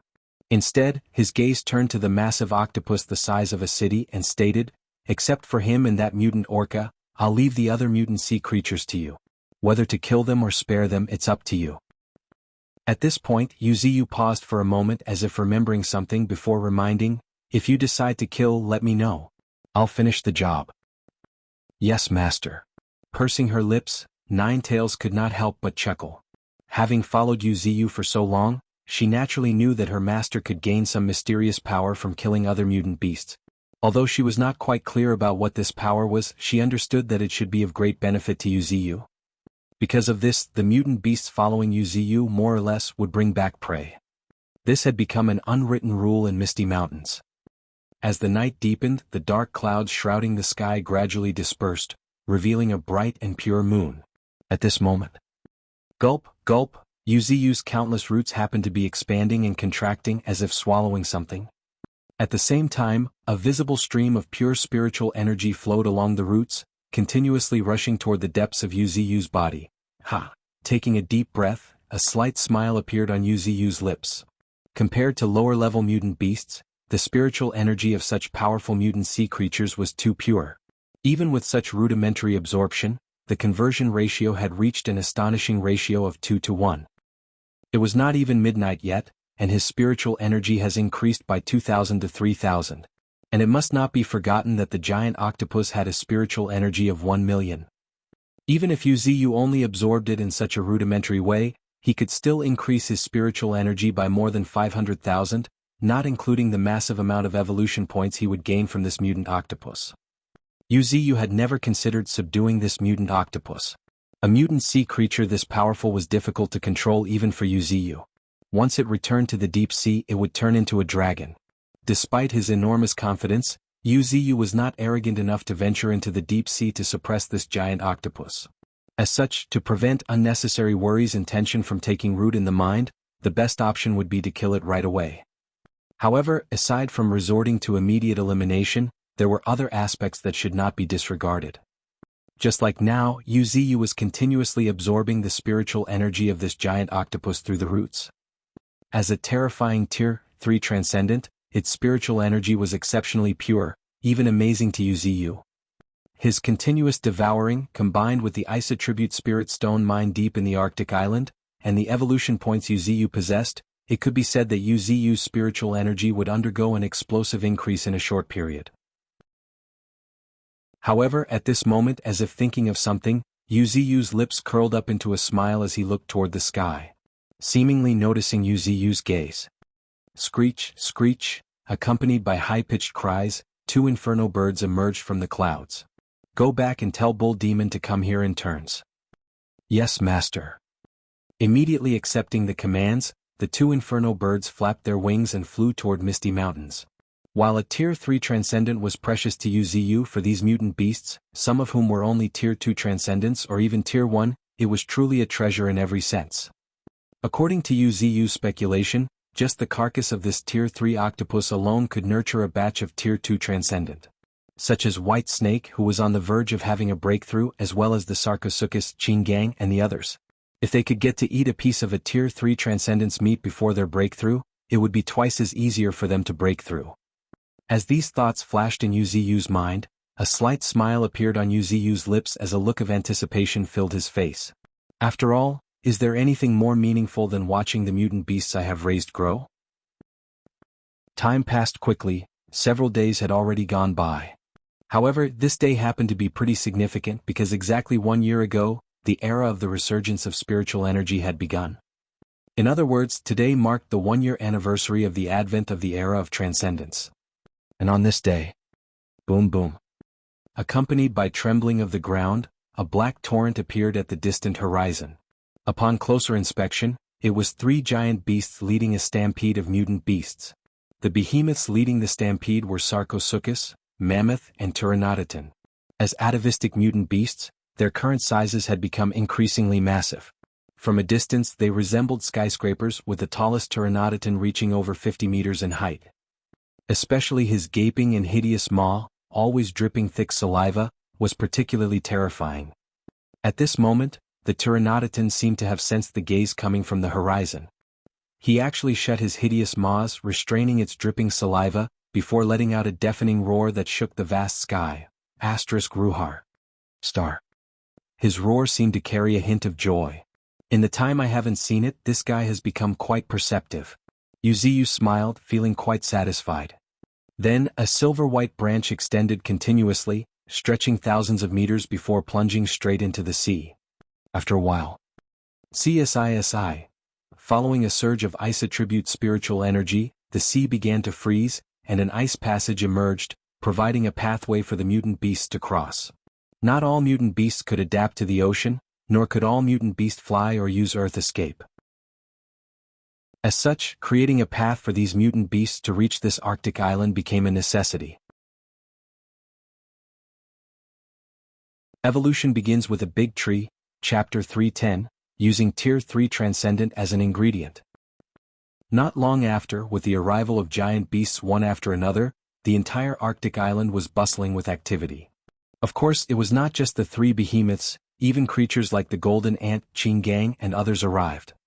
The entire Misty Mountains was not guarded by Bull Demon and many other mutant beasts at the moment. Still, there were still mutant beasts numbered from thousands to tens of thousands. However, they could not come. One reason was that the Arctic island had harsh conditions and insufficient food. The second reason was that with their low strength, crossing the snowy plain would likely result in massive casualties, and Wuxia could not bear that. At this moment, he slowly raised his gaze, looking toward a nearby spot, where a ginormous, ferocious crocodile with a pointed beak happened to be approaching. Wuxia smiled and stated, Are you about to break through?" Hee. Grinning, the Sarcosuchus with his stout and sturdy legs came up to Wuxia. Elder sister and second brother already broke through, so, as the fourth one, I can't fall behind. Is that so? Murmuring, Wuxia's gaze focused on another nearby spot. Immediately, a huge white tiger with a pair of wings on its back happened to have lowered in embarrassment. As the third oldest among the 9 great beasts, he had not shown any signs of breaking through yet. The fact that old fourth, Sarcosuchus, had shown signs of breaking through had given him a huge blow. I've told you so many times not to be so playful, rebuking in a playful voice, Wuxia gazed at the white tiger in amusement. I don't want to either, defending himself in frustration, White Tiger huddled up in a corner in silence. But seeing the occasional glances White Tiger was cast in his direction, Wuxia couldn't help but find it amusing. This guy thinks that the perception of a Tier 3 Transcendent is just for show. Nonetheless, after giving it some thought, Wuxia did not blame White Tiger anymore. Feline species are naturally curious and active creatures, and White Tiger is no exception. And while his cultivation speed can't match the diligent Bull Demon and Sarcosuchus, he's still stronger than many other mutant beasts. As the king of the jungle, White Tiger's combat power is no joke. Thinking this, Wuxia could only sigh helplessly. Then, turning her head, he once again focused his gaze on Sarcosuchus. Prepare to break through in the coming days, I will be your protector. Saying this, Wuxia looked toward a sculpture-like figure not far away, Qinggang, the elemental commander under Wuxia's command. At first glance he seemed almost non-existent. However, upon closer inspection, one would notice that he appeared as if he had merged with the earth, an indescribable and peculiar sensation. However, before Wuxia could speak, Qinggang had already approached and requested in an excited manner, Master, I'm about to break through too. Can you give me a hand? Give you a hand? Oh. Wuxia smacked his lips as a playful look appeared on his face. Well? With a mischievous smile, Qinggang turned his gaze to a distant spot, where a colossal figure the size of a city stood tall. Its 8 gray tentacles, despite being frozen in ice, resembled towering skyscrapers reaching the sky. Its pair of crimson eyes hung high and looked like red lanterns. They happened to be flickering every now and then, shining with a ferocious gleam. It was a terrifying sight, horribly so.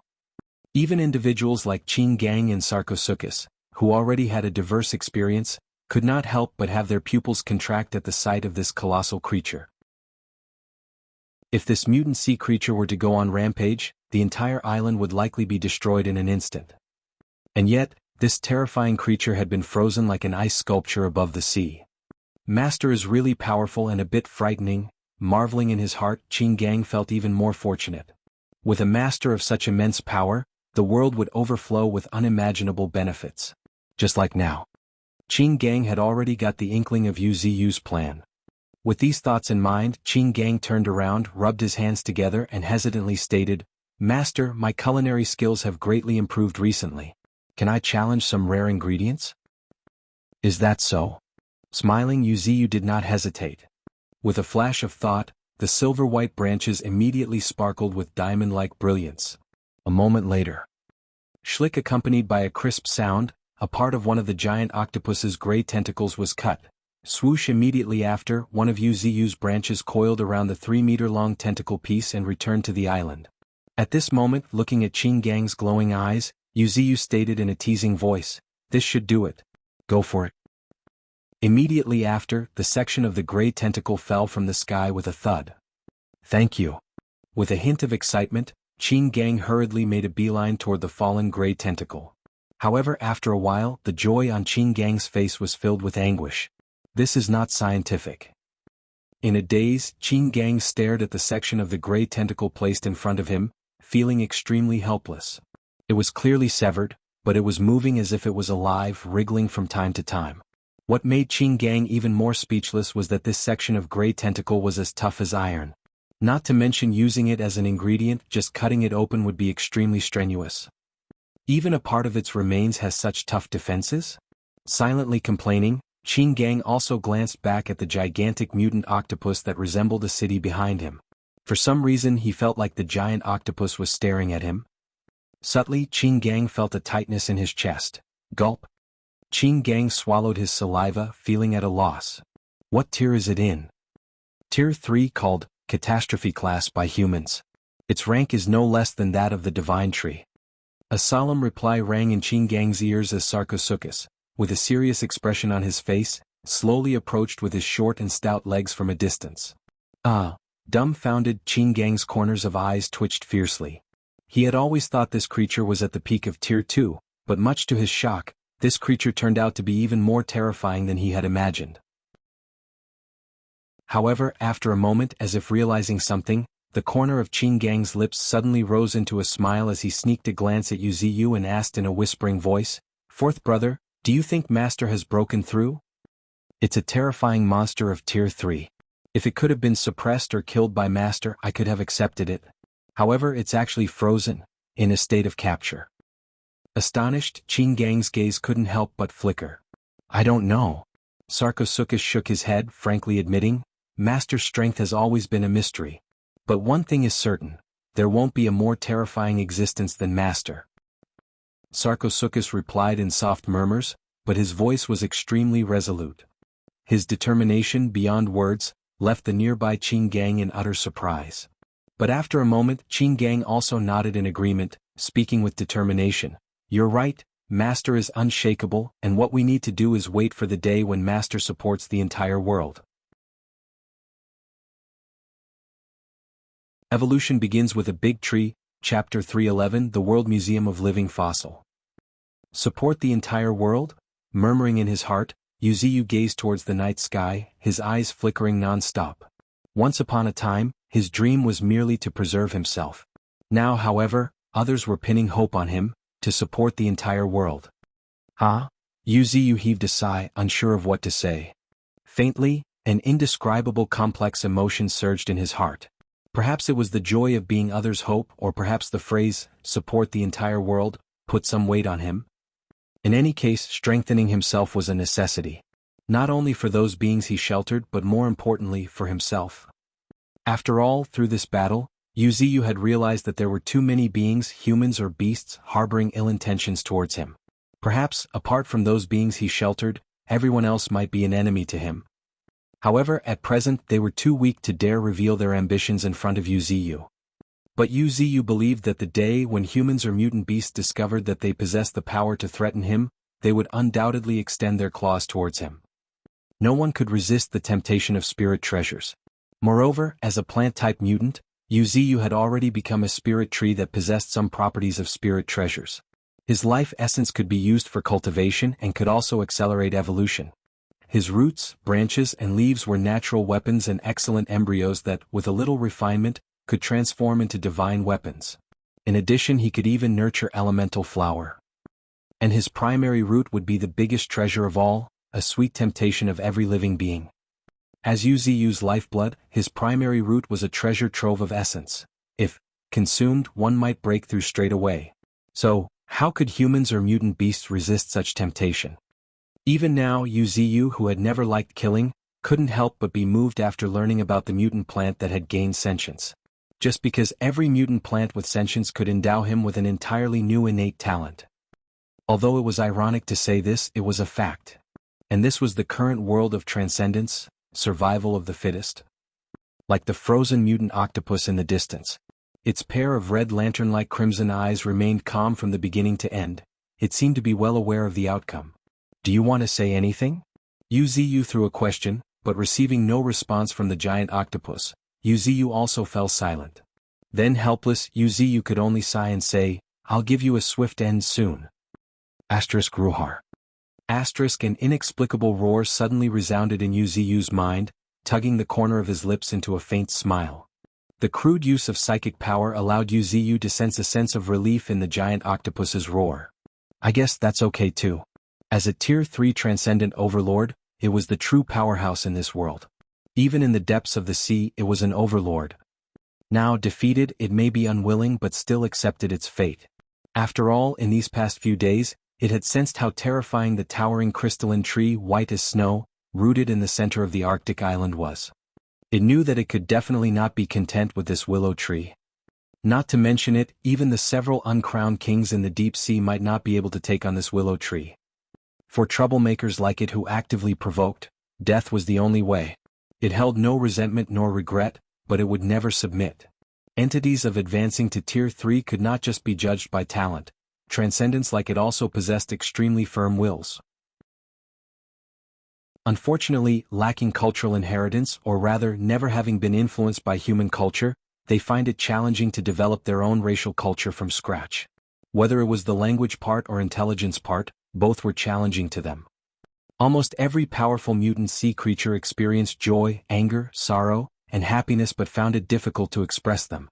Most of the time, they unleashed their destructive desires through violent destruction. Like now, even if this giant octopus wanted to say something, it could not. Not that it did not want to speak, but it was challenging to express.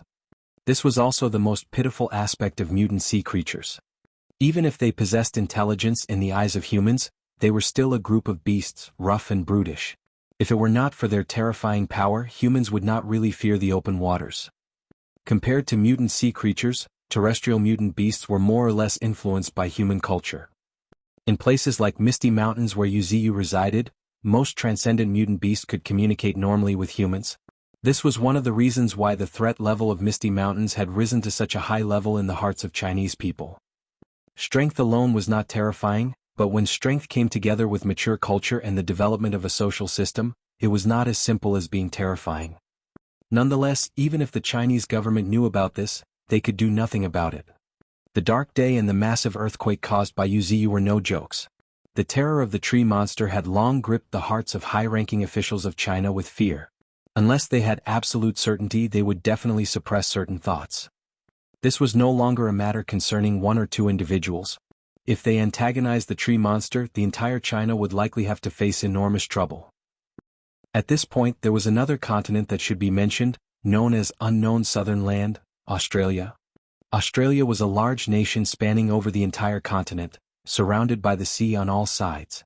Compared to other countries, which were defending themselves against all sorts of mutant beasts and even mutant sea creatures, this paradise was quite unfortunate. Because this country has always been hailed as the World Living Fossil Museum.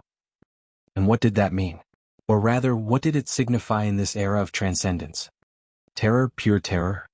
One strange beast after another kept emerging, impacting the entire Australia. What was even more deadly was that this large nation had 3 types of mutant beasts that had fully developed, even forming their own culture. One was the mutant sheep. As a country once hailed as the nation riding on the back of sheep, it was now reaping the consequences. Some people have even witnessed humanoid sheeps with tall horns walking upright among the ruins. The second was the mutant rabbit. Once harmless, after mutation, their overwhelming numbers had turned them into a disaster, assaulting countless cities of Australia. But they were still not the most terrifying. The most terrifying was the mutant kangaroo, a mutant beast born for battle. It was a very frightening mutant beast. Even without mutation, kangaroos could jump up to 4 meters high and cover a distance of up to 13 meters. One could imagine how terrifying they had become after mutation. Evolution begins with a big tree, Chapter 312, the essence of Tier 3 sea creature. A brand new day began with a magnificent sunrise. And on this day, crackle, crackle, crackle. As sparkling ice crystals covered Wuxia's 3 branches, they pierced through the heart of city-sized mutant octopus. The brief life of this formidable mutant sea creature finally came to an end. It had to be brought to notice that an octopus was a creature with 3 hearts. Furthermore, apart from 3 hearts, it also possessed 9 brains. However, in comparison to the hearts, its brains were not that important. Spurt, spurt, spurt. Under the bright sunlight, blood immediately gushed out as the 3 crystallized branches of ice crystal were consecutively pulled out. At the end of these 3 branches bound was a crimson heart the size of a millstone, brimming with vitality. Its hearts happened to be the most valuable part of this massive Tier 3 octopus. The moment the mutant beasts laid their eyes on these 3 hearts, their eyes turned red. The rich scent of blood stimulated something within the depths of their souls and bodies. Each mutant beast became restless, tapping their hooves anxiously. Roar, roar, roar. Amidst restless roars and growls, even the calm and steady Sarcosuchus and Tundra started to grow restless. This desire originated from the depths of their souls and instincts. The more powerful the mutant beast, the more it could sense the terrifying nature of these 3 grindstone-sized hearts. It was not an exaggeration to say that just one of these hearts was enough to cultivate a peak Tier 2 transcendent. So, one could imagine what these 3 grindstone-sized hearts signified. Evolution? Breakthrough? No, it was not just that, there was also the indescribable concept of foundation. He 9 Tails, lying on one of Wuxia's branches, suddenly laughed and stated, "It seems that these hearts have an extraordinary allure to them, don't they? Why, don't you want it?" Wuxia was a bit surprised and curious. In theory, these 3 hearts should have the same allure to all mutant beasts. After all, these 3 hearts were the essence of the Tier 3 mutant octopus, an existence comparable to precious treasures of heaven and earth. Moreover, compared to those treasures, these 3 hearts were even more direct. One could say that these 3 hearts would significantly speed up the advancement to Tier 3 for even someone as powerful as 9 Tails. After all, the essence of a Tier 3 mutant sea creature was not something to scoff at. In this regard, it was a bit similar to Wuxia's tree heart, which also had inexplicable uses. "No, I don't like it." 9 Tails shook her head before adding with a disdainful expression, "I don't know why, but I don't have much fondness for such bloody things. Now, I prefer to lie quietly on Master's tree branch and cultivate." Saying that, 9 Tails once again lay down on Wuxia's branch, slowly closing her eyes. "Oh, okay." Wuxia sunk into silence for a while. He had come to realize that 9 Tails was indeed quite different from other mutant beasts. If other mutant beasts were like ferocious beasts, ascending the throne, paving their way with blood and bones, then 9 Tails was like a spirit beast, paving her way to the throne with quiet cultivation. In this respect, Misty Mountains also had another similar creature.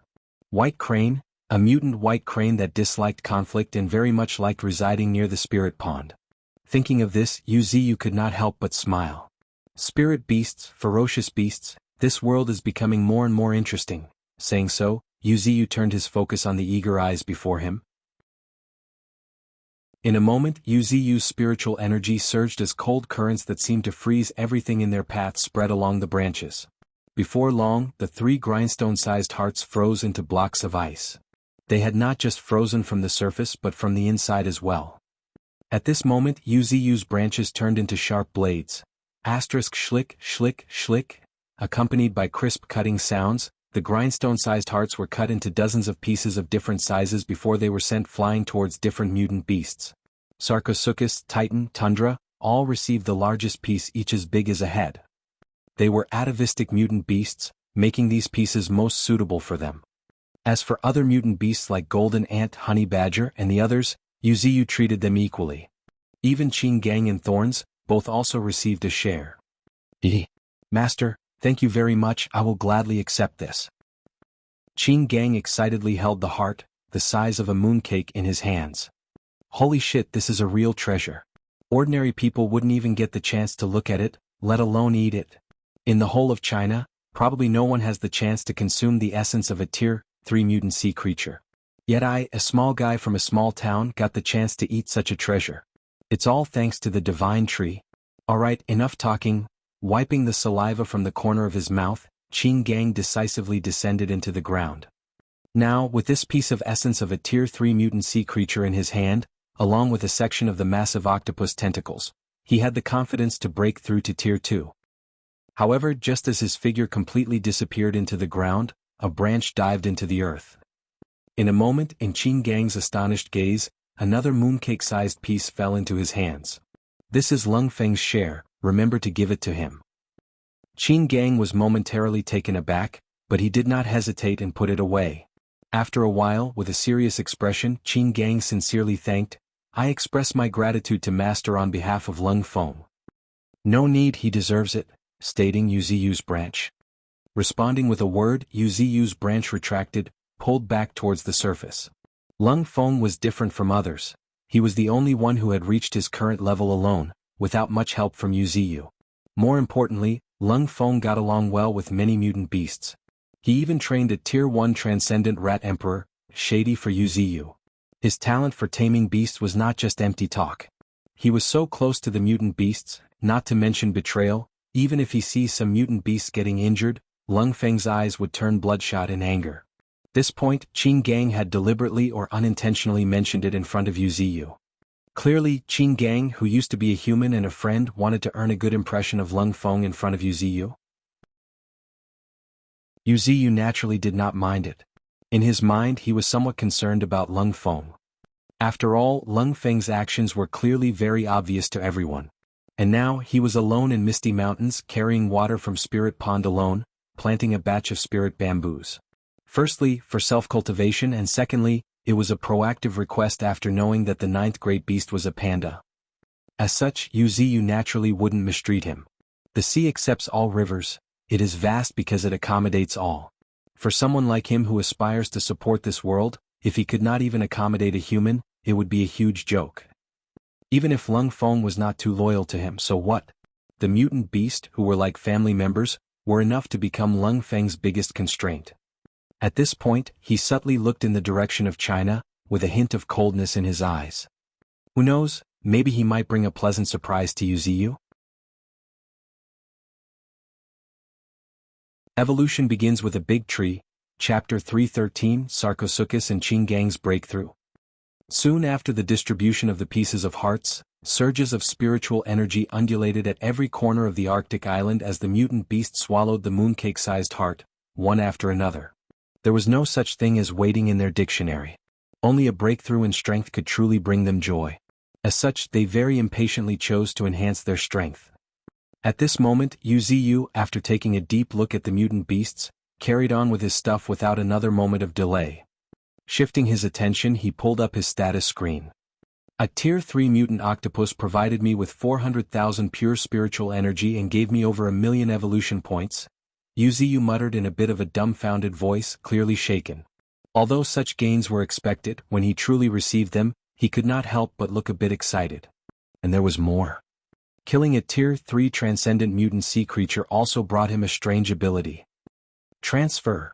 Murmuring, a skeptical look appeared on Wuxia's face. This was the ability he gained from killing the mutant octopus. All this while, Wuxia had been relying on killing his prey to obtain evolution points, but with continuous evolution he had evolved to the point where he could steal abilities by killing his prey. Although the chances of stealing an ability was very slim, it still existed. Just like when he stole the ability, Snow Storm, from the Tier 2 polar bear, which granted him control of the weather of an area. And now he has gained another peculiar ability from this Tier 3 mutant octopus. It was really a very peculiar ability. Octopuses possessed 3 hearts and 9 brains. Some even say that if it were not for their short lifespan, their intelligence would surpass that of humans. And it was this strange physiological structure that seemed to have granted Wuxia a peculiar ability. Transfer. You can transfer a part of your consciousness and even spiritual energy to a completely new plant. The premise is that the target plant meets a certain criteria, and that is able to withstand the host's spiritual energy. More importantly, if you maintain this transfer for a long time, it will become permanent. But the downside is that you will permanently lose this part of your spiritual energy and consciousness. After taking a deep look at this ability, Wuxia was a bit puzzled. This ability indeed corresponded to the 3 hearts and 9 brains of the octopus. After all, if it became permanent, Wuxia would essentially gain an extra brain and heart, and with multiple permanent transfers, Wuxia would have gained several brains and hearts. However, the problem was that Wuxia was not so foolish to execute this transfer. After all, permanent loss meant that Wuxia would lose a part of his foundation. When looking in terms of short-term gains, it was equivalent to gaining 1 or more clones, but when looking in terms of long-term aspects, it posed a huge drawback which would even affect Wuxia's future breakthroughs. How could Wuxia do something that would damage his own foundation? He had always attached great importance to polish his foundation. If he truly wanted to become a figure like the Willow deity, a solid foundation was of prime importance for sure. As such, Wuxia was very prudent in the distribution of his life essence, fearing damage to his foundation. Wuxia side not attaching much importance to this ability. Nonetheless, from another perspective, this ability could be useful for Wuxia when facing life-threatening situations, allowing him to directly transfer part of his spiritual energy and consciousness to evade danger. It could still be considered as a reliable method. Thinking about this, Wuxia shook his head helplessly. I can only say it's a life-saving ability. Having come to this conclusion, Wuxia temporarily put aside thoughts of strengthening this ability. Even if he wanted to use this ability, he was missing the most important element, mutant plant. Currently he only had thorns, a human-plant hybrid. As such, it was unnecessary. If in the future he ran into mutant plants, he could reconsider using this ability, and not on a permanent basis, he would try short-term transfers to experience the perspective of other mutant plants. This could also be considered a good use of this ability. Moreover, Wuxia was looking forward to encountering other mutant plants. After all, despite the difficulty in cultivating mutant plants, they possessed astonishing innate talents once they were born. Just like Wuxia and Thorn's blood-red vines, each of them possessed terrifying talents not inferior to the 9 great beasts and might even surpass them. This was one of the rare advantages of mutant plants. Each of them was bound by the earth. If their talents were inferior to others, they would simply become prey for others. While Wuxia was contemplating his abilities, boom boom. 2 consecutive deafening claps suddenly erupted on the Arctic island. The source of the 2 explosions originate from Sarcosuchus and Qinggang. At present, the hill-sized Sarcosuchus was lying on a flat ground, surrounded by a cloud of dust, with howling winds sweeping wildly towards the distance. While the sculpture-like Qinggang was standing atop a snow-capped mountain with his eyes closed, his aura skyrocketing. These 2 broke through together. Wuxia smiled, feeling somewhat relieved. 2 more Tier 2 transcendents had been added to his battle force. Originally he thought White Snake would be the first to break through, but unexpectedly he got the chance to kill the Tier 3 mutant octopus, which helped both Sarcosuchus and Qinggang, who possessed much deeper foundation, to break through in advance. However, as an atavistic mutant beast, Sarcosuchus' innate talent was already terrifying. He was the first to break through to Tier 1. So, breaking through to Tier 2 was not that surprising either. As for Qinggang, as an elemental life form, he was in harmony with the earth and also had access to an earth attribute spirit stone mine. As such, his cultivation speed was undoubtedly not inferior to that of humans. However, Tier 2 was ultimately just a threshold. Compared to the 100,000 spiritual energy of Tier 1 Transcendent, Tier 2 Transcendent possessed 1 million spiritual energy.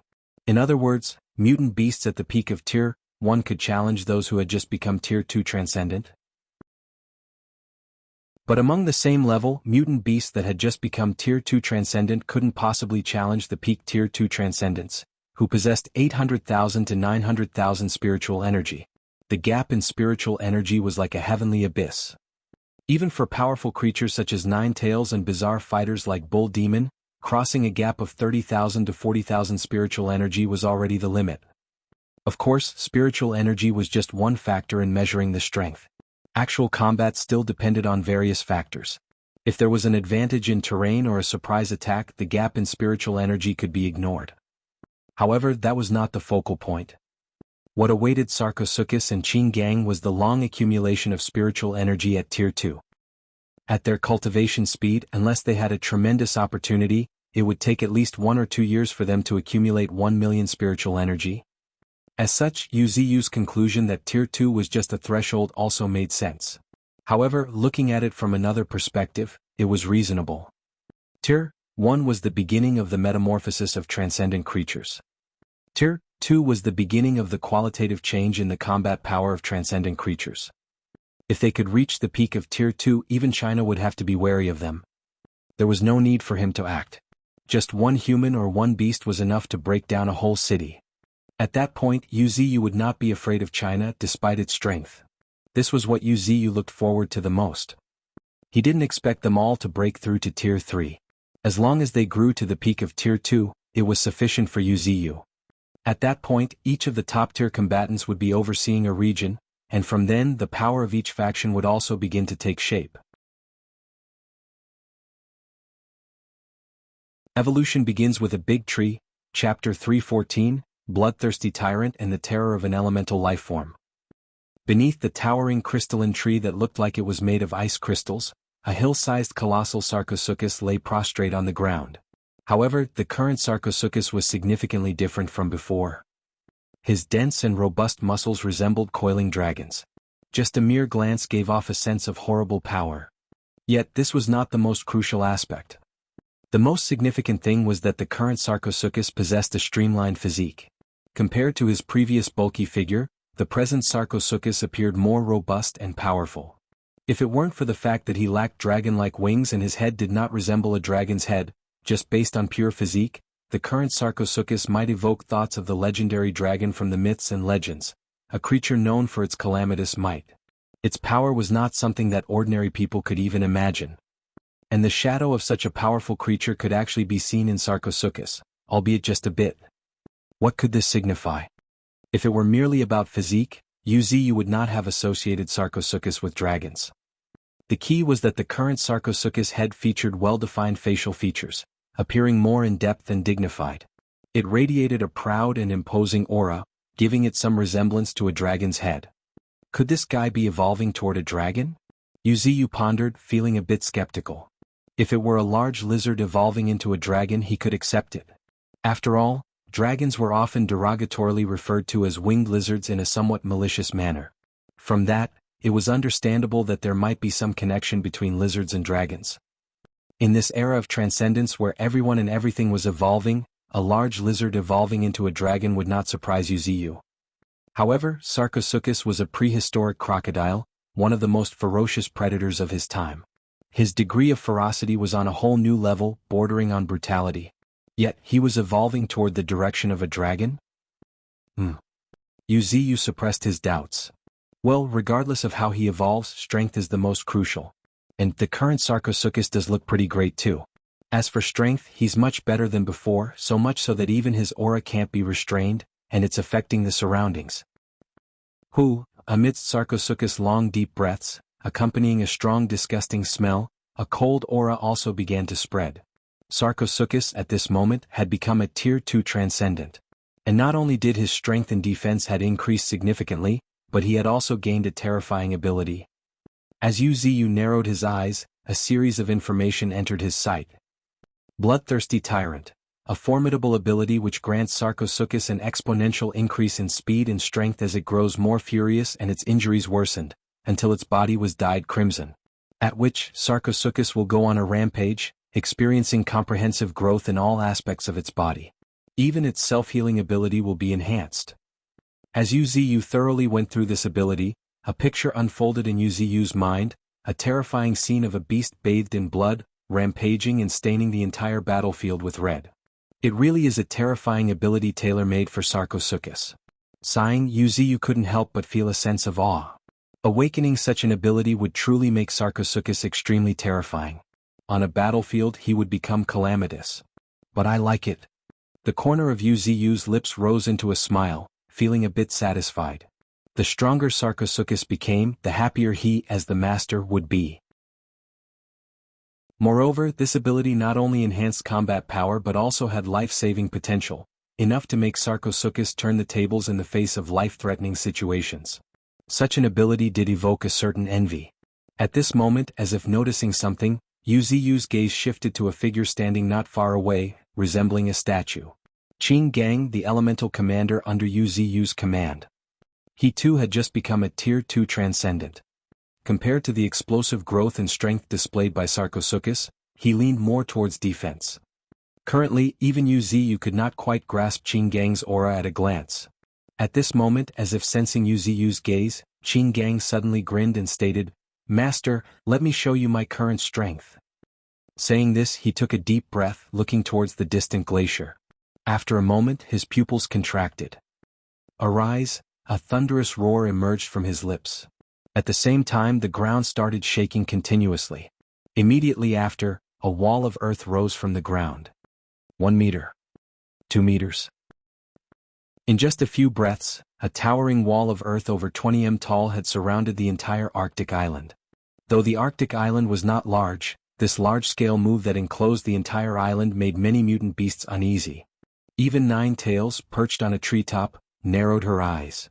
As expected, elemental life forms excels in large-scale control. A light chuckle escaped Nine Tails' lips as she shook her head in resignation. Even as a veteran Tier 2 transcendent, she found it challenging to execute such a widespread move. Moreover, judging by Qin Gang's current state, apart from slightly rapid breathing, everything else seemed normal.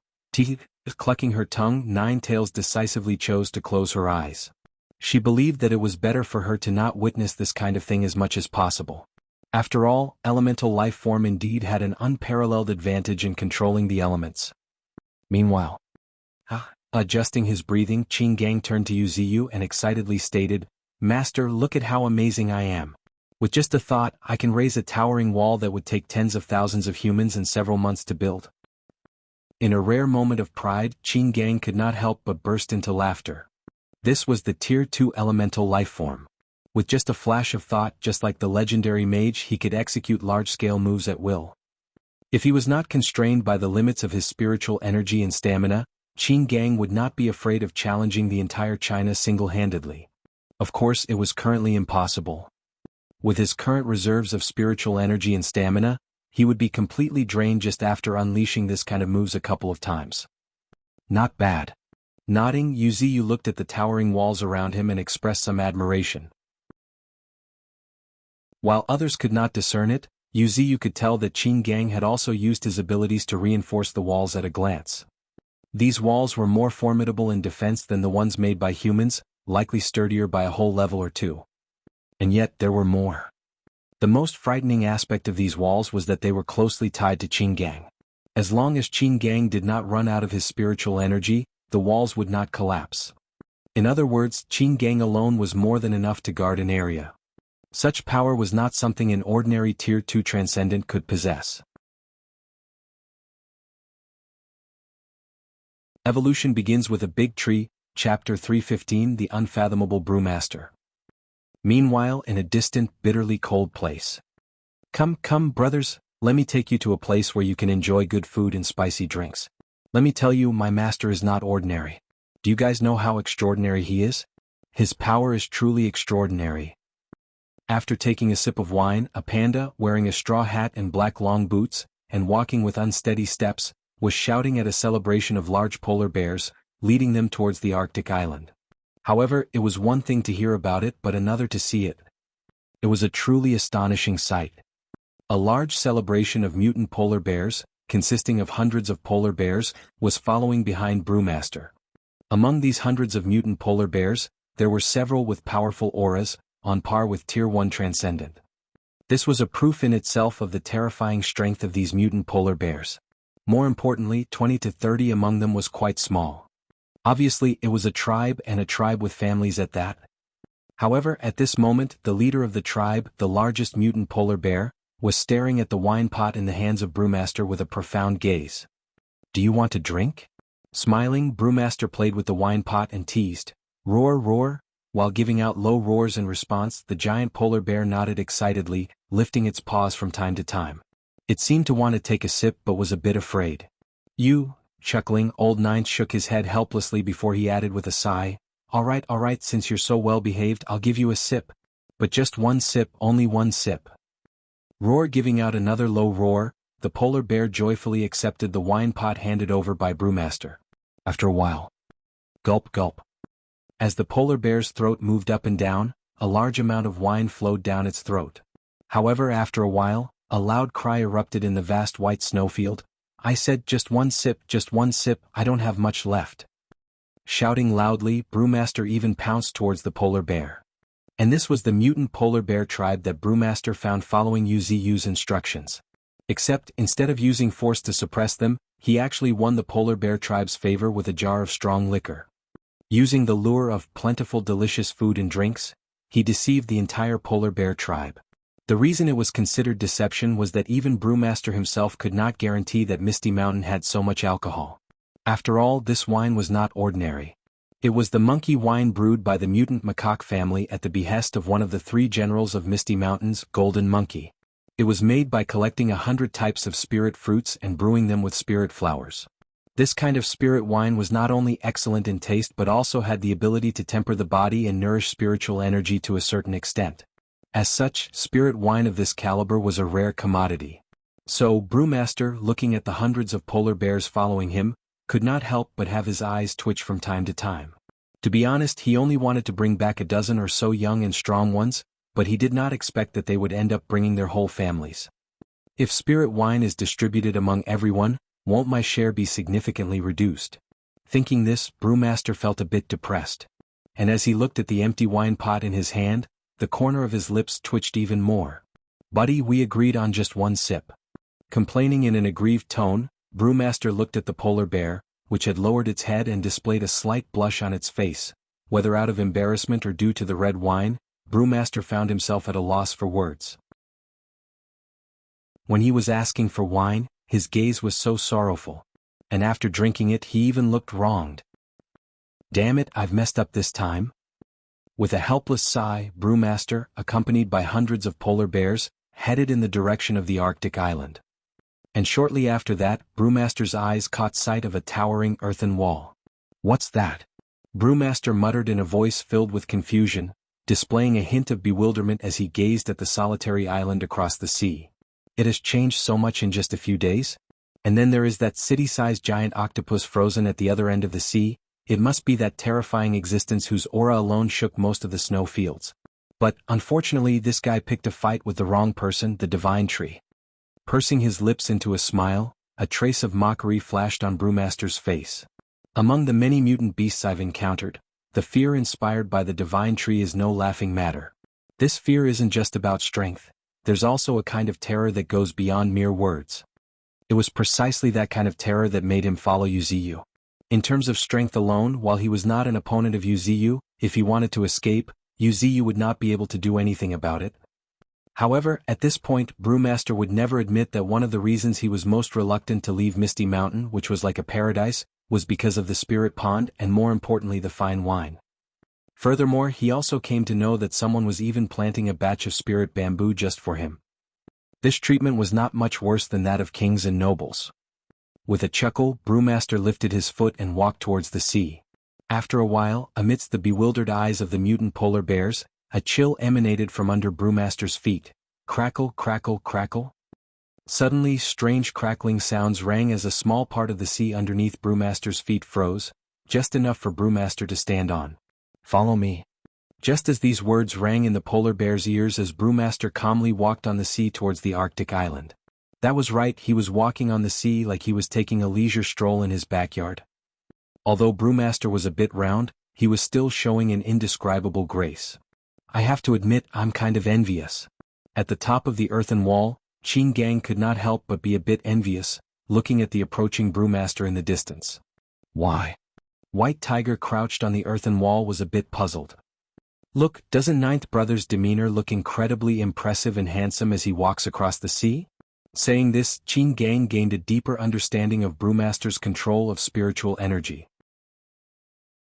This level of spiritual energy control was not something a recently promoted Tier 2 Transcendent could match. No wonder Elder Sister said, Old Ninth is the most unfathomable among all the mutant beasts. But then again, Old Ninth has always been unfathomable. Up until now, he hasn't exerted his full strength. At this point, he remembered that Brewmaster was already a terrifying Tier 2 Transcendent before he even encountered the Divine Tree. Moreover, he has also consumed a large amount of ice elemental stones. Who knows how terrifying he has become now? Old Ninth also possessed an amazing innate talent, with the help of which he can not only strengthen his physique but also continuously enhances his elemental resistance by devouring ores and minerals. With countless thoughts racing through his mind, Qin Gang's scalp could not help but tingle. If I were to fight Old Ninth, how should I fight? If I'm right, Old Ninth must have raised his earth elemental resistance to a terrifying level. Evolution begins with a big tree, Chapter 316 Lightning Giant Bear. Along with weak quakes, a celebration of massive polar bears landed on the shore of the Arctic island Wuxia was on. There was no denying that these mutant polar bears were incredibly huge and robust. Each one of them was as sturdy as a hill. Although there were some cute little polar bears among them, it did not detract from the fact that the entire tribe was very big and strong. Even on all fours, each of them stood around 2 to 3 meters tall, and there were 3 to 4 who were even taller. Naturally, while they might look small before the colossal beasts like Sarcosuchus, they had successfully overshadowed the storm wolves, wild boars, and the other mutant beasts. Roar, roar, roar, giving out one growl after another, the 100 or so mutant polar bears surveyed their surroundings. Faintly, subtle uneasiness gripped their hearts. They were feeling terrified, extremely so. There was a horrifying aura permeating the air, indescribable in words alone. It assailed them from all directions, causing many mutant polar bears to involuntarily shiver. Some young ones even could not help but curl up their bodies. Seeing this, the corner of Brewmaster's lips twitched. Then he raised an eyebrow and calmly stated, gazing at the empty air, "You're scaring these little guys." Oh, with a hearty laugh, a figure leaped down from the tall walls. "Isn't this to see how well the tribe you brought back is?" Saying this, Qin Gang arrived before Brewmaster with an affectionate expression. However, seeing Brewmaster unfazed and occasionally glancing at his waist, Qin Gang raised an eyebrow. After a moment, Qin Gang tactfully opened the wine pot hanging by his waist. "Come brother, don't be polite." "Thanks, really thanks." Seeing the offered wine jug, the composed expression Brewmaster had been trying to maintain instantly collapsed. He grinned and asked, "Why are you guys here?" "I'm not alone, all the brothers are here. Did you know our Misty Mountain had a fight with the humans?" "That fight? I know about it. I heard about it from Divine Tree, but as for the specific details, I really don't know." "Humph, they were not just any humans, they were from Japan across the sea. They actually sneaked into Misty Mountain and then..." Later, second brother went completely berserk. While Qin Gang gave a vivid description of the fight, Brewmaster and Qin Gang walked together towards the depths of the Arctic island. As for the hundreds of mutant polar bears, they quietly followed behind them. However, they had no other choice either. Sensing the terrifying aura still permeating the air, not a single mutant polar bear dared to speak up voluntarily. Even the leader of the mutant polar bears, sensing the vast and terrifying aura emanating from the heart of the Arctic island, was shaken both physically and mentally. It could tell that it was definitely an existence it could not resist. It even had a feeling that perhaps the monster lurking deep within the island could wipe them off the island with just a breath. And it was this kind of feeling that made the leader of the polar bear tribe choose silence at this moment. "So, this is the Divine Tree he mentioned." A thoughtful look flashed across the rugged face of the polar bear leader. "You're here." Thanks to his perspective from the treetop, Wuxia had already seen the celebration of mutant polar bears walking towards his location. They were more than he had expected, over 100. Furthermore, there were 4 Tier 1 Transcendents among them. And among these 4 Tier 1 mutant polar bears, one had even stepped close into the threshold of Tier 2. Moreover, its appearance was subtly different from other mutant polar bears. Upon closer inspection, his body was covered in peculiar patterns resembling lightning. Lightning giant bear. Yuziyu mumbled in surprise, sensing the terrifying lightning element hidden beneath the surface of the polar bear. Lightning was one of the most terrifying forces in nature. Even Honey Badger under Yuziyu's command could manipulate lightning. However, compared to this lightning giant bear, Honey Badger's lightning was probably child's play. After all, the Honey Badger relied more on his body, creating lightning using his body, while this lightning giant bear seemed to resonate with the lightning element in nature. One was relying on itself, while the other was resonating with nature. The difference between the two was like night and day. Narrowing his eyes, Yuziyu took a deep look at this lightning giant bear. The next moment, a series of information flowed into Yuziyu's mind. Race: mutant polar bear. Rank: Tier 1 transcendent. Innate talent: giant lightning claws. As if harboring lightning within, its giant claws are its most terrifying weapon. They can not only continually absorb the lightning element from the air, but they can also communicate with the lightning in the sky. Unique abilities: Claw of Lightning. With a swipe of its claws, it can generate lightning several meters long, possessing astonishing penetrating power. Lightning Tattoo. Adorned with tattoos capable of storing lightning, its body can unleash a powerful surge of lightning when necessary.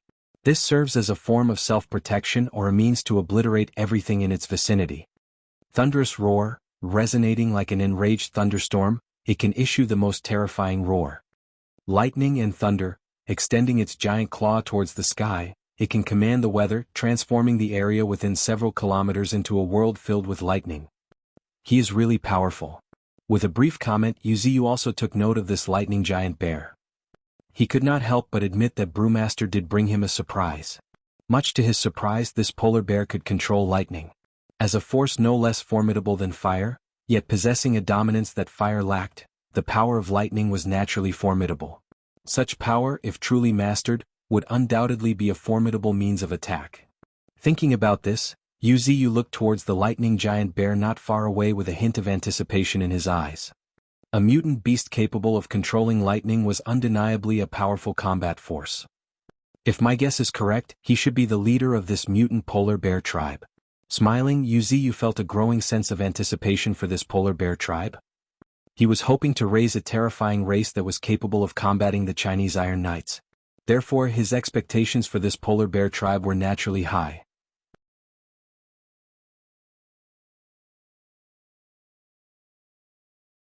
Evolution begins with a big tree, Chapter 317, Alliance. Responding to the greeting with a nod, Yuziyu raised his gaze and looked at the largest polar bear leader among the hundreds not far away. Crackle. The instant both made eye contact, the air trembled slightly as an electric arc flickered. Do lightning attribute mutant beasts begin to touch the spiritual field at this level? Yuziyu muttered to himself. Nonetheless, he did not attach much attention to it. The spiritual field might be formidable, but it primarily neutralizes human technologies. When facing opponents of the same level, the spiritual field did not play a significant role. As such, Yuziyu did not attach much attention to this ability. At this moment, looking at the nearby giant polar bear with lightning patterns, Yuziyu smiled and straightforwardly greeted, "Welcome, guests from afar." The polar bear leader was taken aback at the sound of voice in his mind, and then looked at Brewmaster on the side. However, seeing Brewmaster's stance of enjoying the show, the polar bear leader raised his eyebrows slightly. Is this guy still holding a grudge about the alcohol incident this morning? The polar bear leader thought to himself, feeling a bit helpless. Immediately after, he turned his gaze to the top of the mountain, where the crystalline towering giant tree as if made of ice crystals stood, and stated in an earnest voice, "Greetings, divine tree. I led my tribe here and I hope that you take care of us." But of course. Smiling, Yuziyu realized that Brewmaster must have told the polar bear leader something about him, and even made some promises. Otherwise, this polar bear leader would not be so straightforward. Thinking about this, Yuziyu shifted his gaze to Brewmaster. As if noticing Yuziyu's gaze, Brewmaster stepped forward and explained in a straightforward manner, scratching his head, "Divine tree, the polar bear tribe will never submit. Currently, I've negotiated an alliance with them."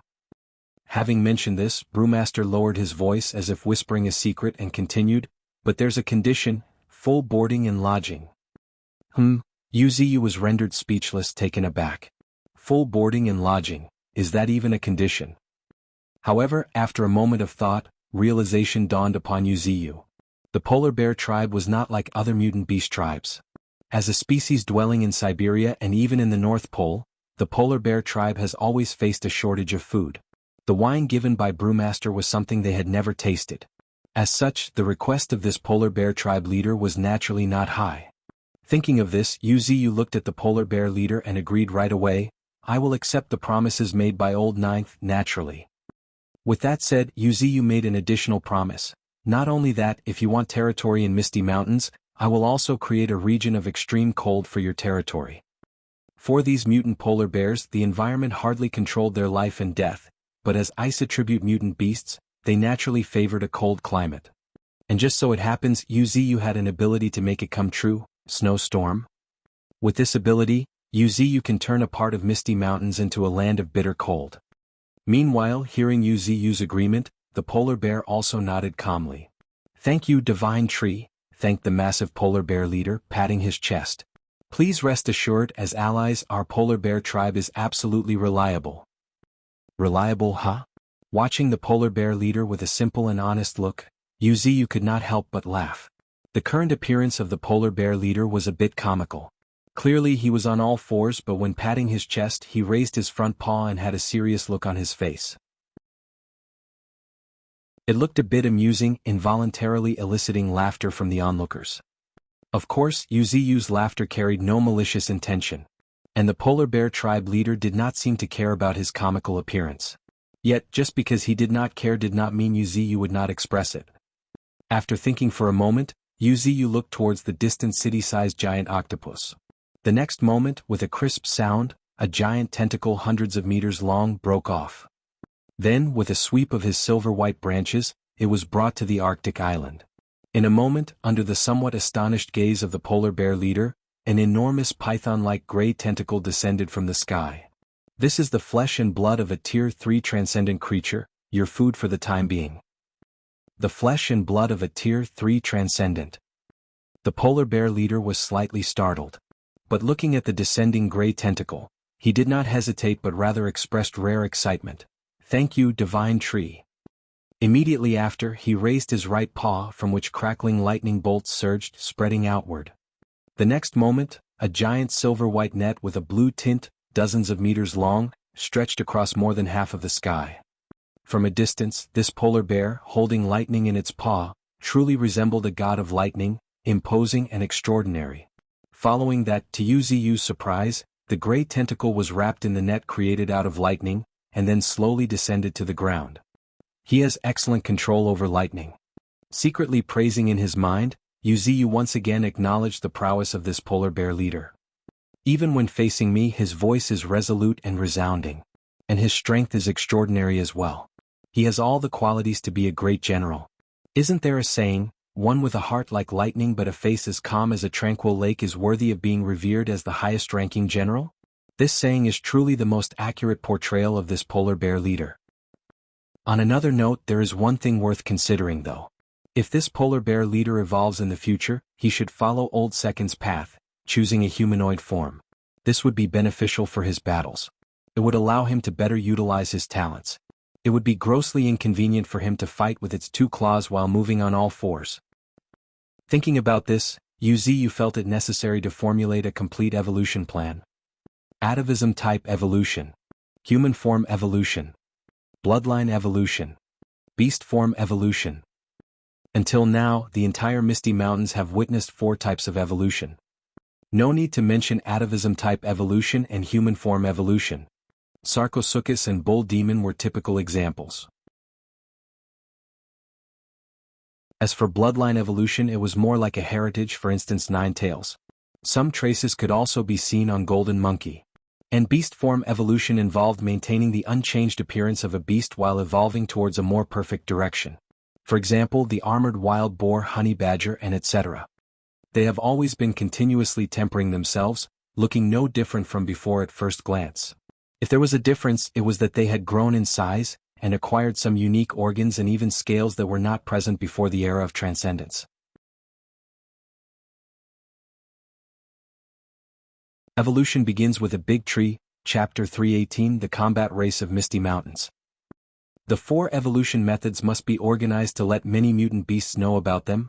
Yuziyu said to himself in his heart, recognizing the importance of knowledge. Knowledge was a form of inheritance. Currently, humans possessed various spiritual energy cultivation methods and had even developed various combat techniques. This had significantly accelerated the overall cultivation speed of humans.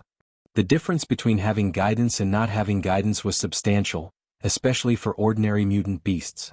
Apart from instinctively absorbing the spiritual energy, they may not even know how to utilize the spiritual energy. This difference might not be apparent initially. However, with time, the advantage of mutant beasts' affinity with spiritual energy would gradually be narrowed and even surpassed by humans. If this was any other mutant beasts, Yuziyu would be fine with it but not his subordinates. If they managed to get the lead of one step in the start, they could increase this lead further at every step of the way. Only this way could Misty Mountains dominate not only China but possibly the entire world. Thinking about this, Yuziyu could not help but start formulating plans for China. I wonder what the hell did China do to develop a complete cultivation method in just a year? Muttering suspiciously, glancing toward the south where China was located, a force that Yuziyu was wary of. While they may lack individual strength and might not even possess powerful Tier 3 transcendence, Yuziyu dared not guarantee that he could resist their array of technologies and biochemical methods. Perhaps he had nothing to fear in a short-term war, but in a long war, he would find it challenging to resist them. Of course, China was also wary of his fearsome individual strength, otherwise they would have made a move on him already. Nonetheless, this invisible Cold War would be broken sooner or later. By then, for survival and resources, a war between beasts and humans would inevitably erupt. Thus, to deal with the imminent war, raising the combat power of the mutant beasts of Misty Mountains at the bottom of the ladder was the current priority. Yuziyu exhaled a long, deep breath and arranged the mutant polar bear tribe in a corner of the Arctic island first. With that piece of the Tier 3 Transcendence tentacle, the mutant polar bear had enough food to last for a while. Moreover, if their innate talents were any good, quite a few of them would advance. At that time, if enough mutant polar bear had advanced, Yuziyu would consider showering the rain of vitality on them to baptize their bodies and even promise more precious resources for cultivation. But for now, as if thinking of something, Yuziyu shifted his gaze to the nearby Qin Gang, who had yet to retreat. Master, as if sensing Yuziyu's gaze, Qin Gang bowed slightly. Do you think human spiritual energy cultivation methods would be suitable for mutant beasts? After contemplating for a moment, Yuziyu directly asked. After a momentary stupefaction, Qin Gang fell into contemplation. Obviously, for him this was also a question worth pondering.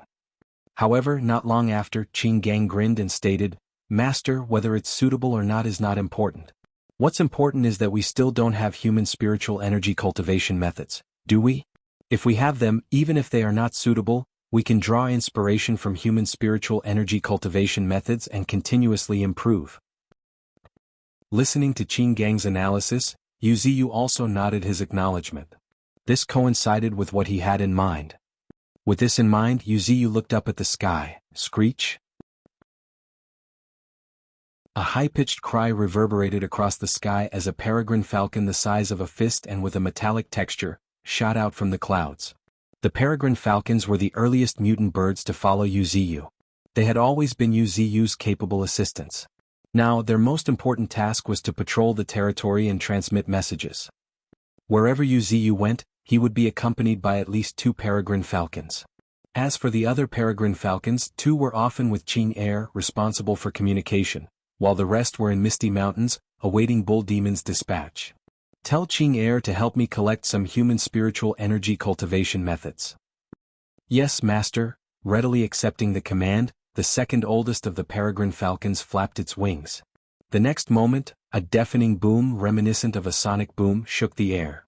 Shortly after, Fal 2 disappeared from Yuziyu's sight like an arrow leaving the bowstring. And this was the current mutant peregrine falcon. They were so fast that they could easily cause sonic booms. What was even more frightening was that they could continue to accelerate. As for how fast they were exactly, no one knew. Even Yuziyu did not inquire, but recalling the fearsome speed displayed by Fal Eye on one occasion, Yuziyu's eyes could not help but flicker. I'm afraid that terrifying speed could even cause a Tier 3 Transcendence scalp to tingle, softly murmuring, Yuziyu could not help but marvel. He did not know much about other mutant birds, but these few peregrine falcons he carefully cultivated were not inferior to anyone else in terms of speed. At this moment Yu Ziyu's gaze shifted back to Qin Gang, inquiring, "How are the mutant chimpanzee tribe doing now?" The mutant chimpanzee tribe was the top race in Misty Mountains. All this while they had been constructing the underground city with Qin Gang. At the same time, Qin Gang would train them like special forces. It could be said that Yu Ziyu had great expectations for the chimpanzee tribe. Now the construction of the underground city had reached its final stage, and it could not be completed without them. So, they naturally did not follow Qin Gang. Of course they would not lack resources either. Yu Ziyu had already prepared 10 portions of the giant octopus heart for them. Those little rascals. With a mischievous chuckle, a rare sense of pride appeared on Qin Gang's face. Then without hesitation he replied straight away, "Master, up to now the mutant chimpanzee tribe has given birth to 5 King Kong-level chimpanzees, who are akin to the royal family of mutant chimpanzees. Each one is a giant existence. After a long and arduous training, they are more military-like than soldiers themselves. And underneath this discipline lies their fearsome physique, and their shrewdness in combat. They can definitely be called the combat race of our Misty Mountains." Listening to Qin Gang's high praise, Yu Ziyu narrowed his eyes slightly. A combat race. Yes, a combat race born for battle. If it weren't for the fact that these little guys were lacking in numbers, I would have led them to confront the legendary 3 Special Task Forces of China head-on. Declaring this, Qin Gang's voice carried firm determination. However, faintly, Yu Ziyu sensed a trace of complexity in Qin Gang's eyes. "Are you afraid?" Yu Ziyu could also understand what was going on in Qin Gang's mind. Having been together with those mutant chimpanzees for a long time, they had become family-like figures to Qin Gang. If they were to truly engage in a direct confrontation with the Chinese legendary task forces, even if they won, they would certainly suffer significant losses. This was certainly unacceptable for Qin Gang. Evolution begins with a big tree, Chapter 319, Upgrading the Secondary Root. New Power. Yu Ziyu decided to put aside the matter of the mutant chimpanzee tribe for now. As a trump card personally created by Yu Ziyu, this troop was definitely able to cope with most situations. They were certain the special forces among the mutant beasts. As for this sacrifice that Qin Gang was concerned about, it was inevitable. After all, casualties were inevitable in warfare. Take the last battle of Sunset City for instance.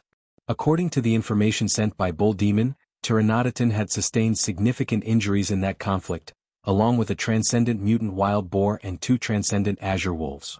Not to mention many Tier 0 beasts that had died in battle. That was how the victory in Misty Mountains was truly paved. Of course, compared to the sacrifices of Misty Mountains, Sunset City of China had undoubtedly suffered greater casualties. If not for Qing Er's message, half of Sunset City might have been razed to the ground. By that time, reinforcements from China would have arrived, making it challenging for Bull Demon and the others to escape. It was kind of a blessing. At least Qing Er, hidden among humans, had indeed done an excellent job. She had been taking care of Misty Mountains openly and secretly. After a brief chat with Qin Gang, Yu Ziyu also signaled for him to leave. "Then I'll take my leave, master." Bidding his goodbye, Qin Gang's figure slowly merged into the earth. This guy is getting more and more proficient in elementalization. Smiling, Yu Ziyu also raised his perspective, surveying the surroundings. Apart from quite a few ice sculptures of mutant sea creatures in the distance, most were familiar figures, lying in various corners of the island. However, within a day or two, they would leave with the carcass of the Tier 3 transcendent octopus, leaving only the few that were present before on the entire Arctic island. As well as the newly arrived ally, the mutant polar bear tribe. However, are they really allies? Smiling, Yu Ziyu did not pay much attention to this term. This word was probably used by Old Ninth to deceive the polar bear tribe. Despite his simple and honest appearance, he is quite shrewd. He hasn't learned much about the good aspects of humans, but when it comes to playing possum to eat the tiger, he has learned around 80% of it. Those unfamiliar with him might be easily deceived by his simple and somewhat cute appearance. So, when I leave, I'll leave the task of guarding this Arctic island to Old Ninth. After some thought, Yu Ziyu began to devise a plan in his mind. Compared to him staying on island for just 1 or 2 months, Brewmaster would have to endure a quite long period here. His strength has reached a certain threshold. The Ice Attribute Spirit Stone mine here will be the perfect opportunity for his breakthrough. If my guess is right, he should be the second Tier 3 Transcendent born in Misty Mountains. Still, that should happen half a year or even a year later. By then, whether I'll still be a Tier 3 Transcendent or not remains uncertain. Thinking about this, Yuziyu's consciousness sank into his tree body, preparing for the final sprint. System, upgrade my secondary root. Ding, please confirm if you like to use 300,000 evolution points to upgrade a secondary root. Yes, Yuziyu agreed without a moment of hesitation. Currently, his spiritual energy had reached a staggering 7 million. As a result, it became imperative to expedite the comprehensive upgrade of his body. Only by doing so could he gain quicker mastery over his vast spiritual energy and unleash a fraction of the power of Tier 4. Of course, each upgrade was also a means for Yuziyu to increase his spiritual energy.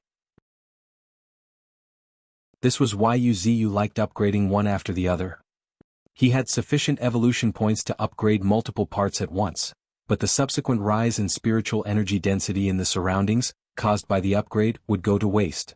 After all, the speed at which his tree body absorbed spiritual energy was limited. Even if the spiritual energy was dense, his absorption speed could not surpass a certain threshold. And just at this moment, with a tremendous boom, a raging and powerful surge of energy welled up within the depths of Yuziyu's tree body. Immediately after, one of Yuziyu's secondary roots trembled violently before this robust root surged continuously toward the depths of the island, as if filled with inexhaustible energy, causing the entire Arctic island to quake uncontrollably. At the same time, an indescribable force also coursed through this secondary root. This force was vast and majestic, and exuded an indescribable sense of terror. Before this secondary root, the earth seemed as fragile as paper, pierced through by the root with just a gentle touch. The secondary roots were the most powerful and terrifying weapon in Yuziyu's arsenal. Not only were they as hard as iron but could also grow and spread freely. Of course, while as hard as iron was emphasizing the hardness of the roots were many times harder than ordinary iron. According to Yuziyu's estimation, unless it was an existence of the same level as him, no one could breach his defenses. His formidable defense, coupled with the divine ability of crystallization, bestowed upon him the capability to endure nuclear weapons. It was a proof in itself of how terrifying Yuziyu's defense was. As a part of Yuziyu's body, the secondary root was even more extraordinary in terms of defense. However, now, the hardness of this root was gradually increasing, and even more terrifying was that it continued to spread towards the depths of the earth. 5,000 meters. 6,000 meters. 8,000 meters. In just a few breaths, the length of this root seemed to have undergone a qualitative change. Right at that very moment, Yuziyu felt a force permeating the root, a completely new force. The feeling it evoked was indescribable but undeniably terrifying. Because the very moment Yuziyu sensed this force, it made him feel a bit uneasy. Assimilation. A murmur escaped Yuziyu's lips as his pupils contracted. Assimilation was the terrifying power bred by Yuziyu's secondary root after reaching level 4, granting him the ability to transform all physical objects into roots upon contact and then manipulate them. This power, gawking, a hint of astonishment involuntarily appeared on Yuziyu's face. The emergence of this power had shaken Yuziyu a little bit. Simply because this power was not something that could be explained in ordinary terms. It involved the conversion of energy and matter, resembling principles. It was an indescribable and terrifying power that went beyond the general norms. Perhaps, as I speculated, Tier 3 is merely a stage for self-improvement, and a genuine qualitative change occurs after reaching Tier 4. Tier 4 transcendents are designated as natural disasters by humans, perhaps because they begin to tap into a power known as principles, possessing divine powers akin to gods. Furthermore, the top-tier Tier 4 transcendents among them can destroy the entire ecological system of the planet with their own power, and then establish a brand new ecological system, with themselves at the top. Yuziyu had now gained a deeper understanding of the dreadfulness of a Tier 4 transcendent. Of course, this was just Yuziyu's speculation, and the exact specifics still remained uncertain to him. However, if it turned out to be true, Yuziyu feared that breaking through to Tier 4 would pose a tremendous challenge, simply because such entities could affect the survival of other organisms.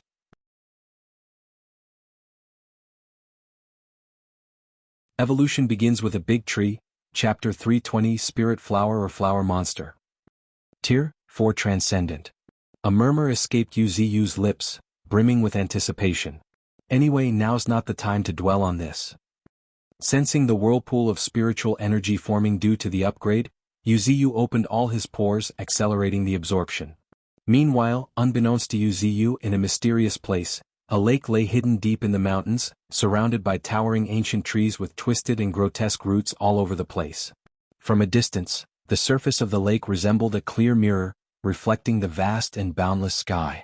However, on a closer look, the lake's surface appeared like a wrinkled satin cloth, and when sunlight touched it, it seemed as if the entire lake was littered with golden fragments. Astonishingly, at this moment, mist rose from the lake, and within the hazy mist, a whirlpool of spiritual energy appeared. At the same time, ripple after ripples appeared on the lake as a five-color radiance glowed from its center. It was mysterious and obscure. Faintly, one could even catch a tinge of this five-color glow in the blue sky as well. "What's that?" Exclamations erupted in a city not far away from the mysterious lake in astonishment. After a moment, as if realizing something, more cries of amazement followed. "It's an omen, a portent. Could it be that a spirit treasure has matured?" "It seems that way. The appearance of an omen, the convergence of spirit treasure. All are signs of a maturing spirit treasure." The calm city was suddenly thrown into turmoil. Yet this was only the beginning. Just like Sunset City, this was one of the 10 new cities of China, White Emperor City. At this moment, the mayor had quietly appeared at the top of the city walls. "A Tier 2 spirit treasure," muttering to himself, the young man shrouded in a white cloak gazed contemplatively. A Tier 2 spirit treasure was a rare treasure. When the tree monster of Misty Mountains ascended to the Tier 2, similar omens had appeared. However, at that time, China's knowledge was insufficient, and they failed to recognize the signs, leading to the current calamity. Afterward, whenever any omen appeared, the Chinese government would spare no effort to suppress them. Firstly, to seize the spirit treasure, and secondly, to prevent the emergence of terrifying entities like the tree monster. It was because of this that China's treasury had gained several precious Tier 2 spirit treasures. However, compared to the current omens that had appeared in the sky, the omens of those spirit treasures paled in comparison. They were worlds apart, the difference was like heaven and earth. Now, these omens had covered more than half the sky above the distant mountains. Even with a cursory glance, one could tell that it had spread in a radius of over thousands of meters. These omens were not much inferior to the ones caused by the Yu Ziyu back then. What intrigued the onlookers more was the appearance of an illusory lotus in the distant sky. The lotus exhibited 5 colors, radiating endless charm. Just a mere glance mesmerized the onlookers. What a bizarre spirit flower! A shock ran through the White Emperor City mayor as he promptly turned back to look at the city. Immediately, he discovered that the onlookers, who had laid eyes on the omens in the sky, were somewhat stupefied. Some even kept moving forward subconsciously until they ran into an obstacle and woke up in surprise and broke into a cold sweat. "Flower monster, it's a true flower monster, its horror is no less than that of the tree monster," the mayor murmured in a solemn voice as a serious look blanketed his face. "Someone go and immediately inform the government that a flower monster has appeared." Saying this, the young man turned towards the deputy mayor behind him and ordered in a solemn voice, "Gather manpower, we'll go investigate first." "What?" The deputy mayor was slightly taken aback and a bit puzzled too. Although the omens in the sky proves that this flower monster is extremely terrifying, it also proves its potential. If I can get my hands on it, there's a slim hope for me to break through to Tier 3. Finished speaking, the young mayor kicked the ground and shot toward the base of the tall city walls, transforming into a streak of light. Just as this young genius, the mayor of White Emperor City, prepared to set off, the entire China was in turmoil. In Zhenhai, another new city also acclaimed as one of the 10 emerging cities of China just like White Emperor City. "That White Emperor bastard is really lucky," a young man with long black hair, pale skin and snake-like elongated pupils seated high on a throne sneered with a cold laughter. "Humph, that bastard has always been lucky. Who knows what lucky star had been shining on him to rise to today's prominence from a mere commoner?" With a touch of disdain, a middle-aged man sneered. However, at this moment, the middle-aged man suddenly trembled. Gulp! The middle-aged man gulped hard, discovering that the young man sitting high on the throne was coldly staring at him. "Yes, sir," the middle-aged man called out in a nervous voice, trembling slightly. Zhao Jiao was one of the top 10 prodigies of China, standing shoulder to shoulder with White Emperor and Flame Princess. He also happened to be the second young master of one of the top families in China, the Zhao family. His strength was simply unfathomable.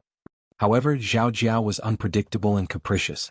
Even the Zhao family members were quite wary of him. People worthy of facing me in battle are not for you to mock, Zhao Jiao coldly snorted as a chill permeated the air. The middle-aged man felt like being targeted by a venomous snake. His face turned pale. Just at this moment, another icy cold voice suddenly rang in his mind. I'm going to get my hands on that spirit flower. Just as Zhao Jiao proclaimed this, the entire Zhenhai was in upheaval. Moreover, a convoy of armored vehicles swiftly departed from Zhenhai City, making its way towards the interior of China. However, it wasn't limited to Zhenhai City.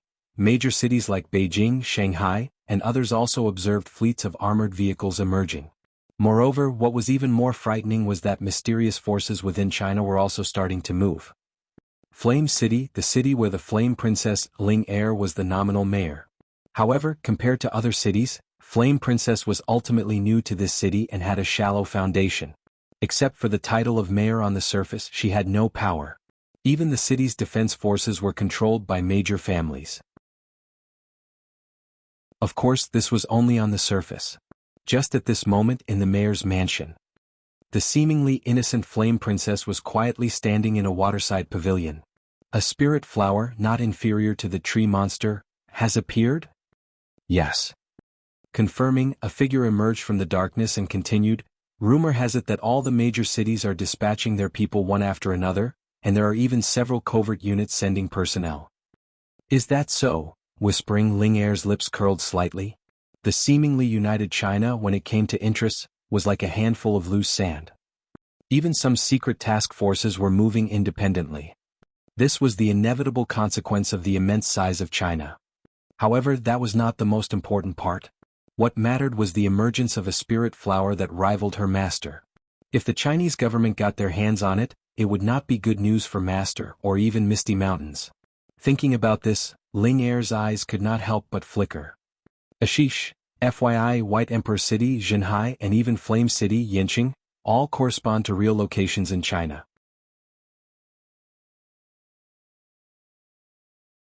Evolution begins with a big tree, Chapter 321, Mysterious Deadwood Wetland. Inform the Genomarines, they need to get their hands on that spirit flower by any means necessary. Yes, madam. At the drop of the last word, the figure disappeared into the darkness of the night. Shortly after, a bat quietly landed on the pavilion. Moments later. Boom. With the surge of spiritual energy, 1 became 10, 10 became 100. In the blink of an eye, thousands of black bats converged into a figure resembling a gentleman. Master, what should we do? Before the vampire could finish, a playful voice echoed in the air. What do you think? Smiling, Ling Er brushed the strand of black hair before her eyes and added, this time both the White Emperor and Zhao Jiao should be going. It's a perfect opportunity to meet them. The White Emperor and Zhao Jiao, both were her rare peers whom Ling Er regarded with caution. Not only that, even the cities behind them, White Emperor City and Zhenhai City, were forces that could not be ignored. White Emperor City was hailed as a city of commoners. It was mostly inhabited by ordinary people. However, due to this, the city boasted many geniuses. They were not the geniuses created out of abundant resources, but they were born with amazing talents. Capabilities dictates the rank, this was the city's emblem. Rumor had it that publicly, there were no less than 3 Tier 2 transcendents in the city. These 3 figures, in the era where top-tier families were rising to prominence, upheld the entire White Emperor City. As for Zhenhai City, its strength spoke for itself. As a coastal city, it had been resisting beast tides for a long time, and its strength was not to be underestimated. White Emperor Zhao Jiao, a murmur escaped the vampire Carrie Hall's lips as the corner of his lips curled into a slight smile. If one looked at him closely, they could faintly see him laughing like a madman, but he was forcefully suppressing it. Kaka. Amidst the sharp and piercing demonic laughter, blood-red color surged from Carrie. Meanwhile, glancing at Carrie's laughter, Ling Er also shook her head slightly. Knowing him well, she could naturally tell that Carrie was getting excited again. And why not? He liked human blood. So, after hearing the name of the 2 top prodigies of China, he could not help himself. Unfortunately, not to mention the fact that Carrie had just become a Tier 2 transcendent, even if he had stabilized his spiritual energy and dedicatedly polished it for some time, he was still not their match. White Emperor and Zhao Jiao both were not as simple as they seemed on the surface. As these thoughts revolved in Ling Er's mind, her eyes narrowed slightly. In this era, every person could potentially have the so-called opportunities or lucky encounters. And these two should be the kind of people who have encountered amazing opportunities. After all, even someone as powerful as Ling Er had become wary of them after just sensing the aura emanating from them. One could easily imagine what that meant. Ling Er's spiritual energy now exceeds 500,000. Her overall combat strength was more than enough to dominate her peers of the same level. Yet, she was not very confident against those two. Humans are really not a race to be underestimated. Pursing the corner of her lips, Ling Er raised her white, jade-like arm. Moments later, a fist-sized peregrine falcon landed on the back of her hand. Shortly after that, deep within Misty Mountains, Bull Demon, who was standing at the edge of Spirit Pond in North Canyon, muttered to himself, "A spirit flower on par with Master has appeared." In a rare moment of solemnity, Bull Demon's expression turned serious. Moments later. Exhaling a long deep breath, Bull Demon grabbed the several meters long giant axe beside him. "It seems I'll have to take a trip." Saying so, he looked at the peregrine falcon in the sky and stated, "Fal-2, go tell Master about the spirit flower. I'll go scout ahead." Immediately after, he added as if remembering something, "By the way, tell Old Fourth to come back quickly and guard Misty Mountains." "Okay, second brother." With a low screech, the peregrine falcon spread its wings and flew towards the distant north. The Deadwood Wetland. This was another eerie place that had emerged after the rise of spiritual energy. The lush trees and the vast blue sky with a few wisps of clouds here formed a picturesque landscape. However, behind this picturesque landscape, the Deadwood Wetland was so quiet even the buzzing of a bee could be heard clearly. It was silent, deathly so. And this happened to be the most terrifying aspect of Deadwood Wetland. All sounds were swallowed by silence, creating an inexplicable sense of unease. What was even more chilling was the indescribable coldness lurking beneath this silence. Rumor had it that not a single Tier 1 superhuman who had entered these wetlands ever came out. However, on this day, tap tap tap. Accompanied by the subtle footsteps, numerous figures were pressing forward. These people were all dressed in white and carrying long swords on their backs. Some were holding machine guns, wearing a serious look on their faces. They were the Guardian Army of White Emperor City, also known as the White Emperor Army, was one of the top forces of White Emperor City. They were led by a young man known as the White Emperor, Wang Hao. "Be careful, it's a bit dangerous here," Wang Hao warned with a grim and serious look on his face, which was extremely rare. After a while, as if discovering something, a cold gleam flashed in his eyes. Squish, accompanied by a sound akin to a piece of cloth getting torn, an energy arc went flying towards the distance. However, at this moment just right ahead, one could see a severed arm falling towards the ground. "Yuan Feng?" Softly muttering, Wang Hao looked at Yuan Feng, a white-clad youth with a grimace on his face, not far away clutching his wound. His pupils also contracted slightly. Yuan Feng was a member of his White Emperor Army, a young man Wang Hao valued highly. Yet, Wang Hao had suddenly swung his sword towards his valued companion. Everything happened so fast that even Wang Hao could not arrive in time to prevent this. In a moment of urgency, Wang Hao could only cut off his arm. A severed arm was better than a dead person.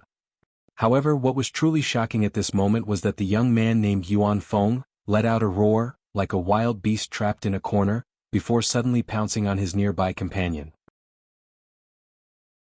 At this point, if one paid attention to his eyes, they would undoubtedly notice that the young man's pupils had lost focus. Instead, deep within his eyes, a five-colored lotus bloomed slowly, seemingly capturing all the colors of the world. "Someone is silently controlling my men," Wang Hao muttered, gazing into the depths of the wetlands, his eyes flickering with a cold gleam.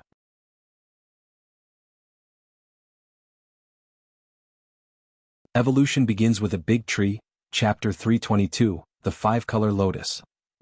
Arg arg arg. Inexplicable cries suddenly reverberated throughout the entire Deadwood wetlands. At this moment, one after another, figures in the wetlands started losing focus in their eyes. Asterisk arg. Asterisk with a war cry, a young man swung down the long sword in his hand. Schlick, accompanied by the sound of the sword cutting through the flesh and a fountain of blood, a miserable scream suddenly echoed across the deadwood wetlands. In another place, another burly man lifted the machine gun in his hands. Bang bang bang. As a firearms expert, bullets enhanced with his spiritual energy shot towards the crowd like arrows released from a bow. Fortunately, a young man wearing a white windbreaker suddenly appeared in front of the rain of bullets. Tightening his grip on the sword as thin as the cicada's wing in his hand, a cold and resolute look flashed on Wang Hao's face. The next moment, sword technique, 1,000 blades, Wang Hao shouted aloud as the sword hanging towards the ground trembled slightly. Xing! Amid a long cry akin to a sword being swung rang, numerous sword phantoms appeared in front of the countless bullets. Asterisk boom boom boom. Amidst continuous and thunderous roars, shockwaves swept in all directions again and again. At this moment, if one's gaze fell upon the center of the battlefield, they would be astonished to find that thousands of bullets enhanced with spiritual energy failed to tear through Wang Hao's defense. They did not even manage to touch even the corner of his clothes. However, while standing calmly at the center, Wang Hao sighed helplessly as an energy arc zoomed through the air. Schlick, the next moment, like plum blossoms, blood scattered in the air as the head of the burly man holding the machine gun separated from his body. What a loss of a gunslinger, with a touch of regret, Wang Hao lamented. The gunslinger was an extremely noble profession in China. They were capable of delicately manipulating spiritual energy and infusing it into the bullets, greatly enhancing the power of the bullets. It could be said that an equipped gunslinger could become a mobile artillery, capable of unleashing terrifying firepower that covered a large part of the battlefield. However, this precious gunslinger was beheaded by him with a single slash. There was no denying that it was truly regrettable. Sighing, Wang Hao turned to look at the entire battlefield. Much to his dismay, he found that the entire team had been reduced by half, and there were several members who were controlled by some unknown entity, continuously roaring like beasts. Shaking his head in frustration, Wang Hao raised his long sword high and shouted, "Retreat!" "Yes, sir." Shouting in unison, dozens of people covered in blood started retreating in succession. And shortly after, at an entrance to the deadwood wetlands, countless people who had witnessed the men in white enter the wetlands just half an hour ago, gasped in shock when they saw them emerge in a sorry state, covered in blood. White Emperor's forces actually retreated? Are you kidding? It's only been half an hour. Tell me it's not true? Even I could endure several days in the terrifying Misty Mountains, and yet White Emperor, who happens to be far stronger than me, only managed to last half an hour in the deadwood wetlands. Are the deadwood wetlands more terrifying than Misty Mountains? Amidst cries of shock and exclamations, countless people's faces changed slightly. Obviously, the retreat of White Emperor City's forces had a significant impact on them. At this moment, White Emperor, the leader, glanced at the crowd surrounding the deadwood wetlands, raised his hand and reminded, "The deadwood wetlands are very scary and strange. One could lose their mind inside. If your will is not firm, please leave immediately." With these words, White Emperor led his troops back to a tent to rest for a while. One could lose their mind? Everyone mumbled in a voice filled with doubt, puzzled. Could it be that the deadwood wetlands are truly more terrifying than Misty Mountains? With doubts in their hearts, the superhumans watching the scene looked at each other. After a moment, a cold laughter rang out in the crowd, seemingly filled with disdain. Then, for someone with a strong will like me, wouldn't it be as easy as walking in my own backyard? It was like a devil's whisper, and at the same time, like someone was enjoying the spectacle without considering the consequences. Yet, hearing this statement, the hearts of the onlookers trembled slightly. Yeah, my will is strong. Wouldn't it? As if realizing something, countless people looked towards the deadwood wetlands with a hint of desire in their eyes. And at this moment, inside White Emperor's tent, an escort of the White Emperor army reminded, "Sir, countless people who didn't heed your advice are rushing into the wetlands." A helpless sigh escaped Wang Hao's lips, shaking his head helplessly. This is human nature, always thinking they are right. Even so, I've already done what I can. I can't impose anything on others, nor do I want to.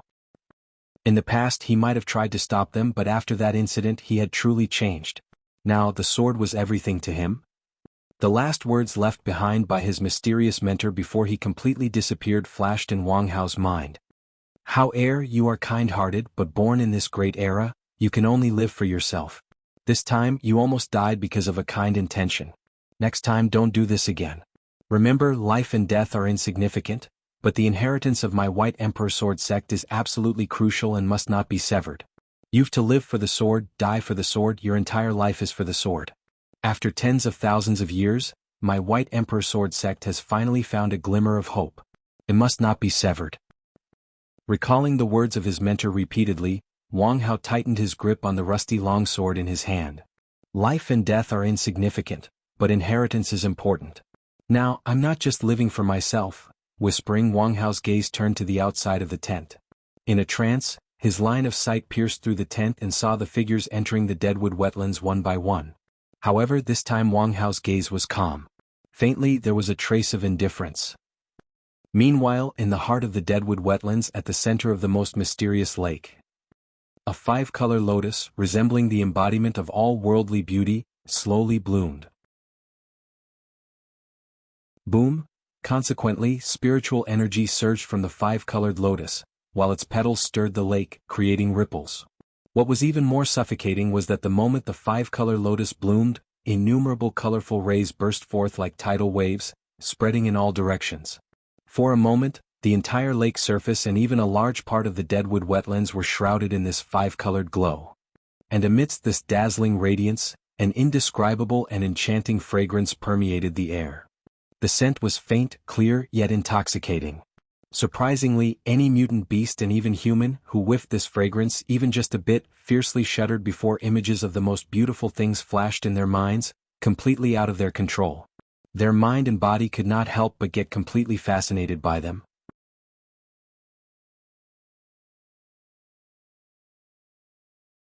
Evolution begins with a big tree. Chapter 323. One person, one mountain, known as Immortal. At this moment, what was chilling was that some creatures seemed to have been brainwashed and were surprisingly unwilling to awaken. Roar, roar, roar. Amidst continuous roars, innumerable mutant beasts gazed towards the depths of the deadwood wetlands with eyes filled with reverence. Vaguely, if one looked closely, he or she would definitely see a slightly shimmering lotus mark in the depths of their eyes.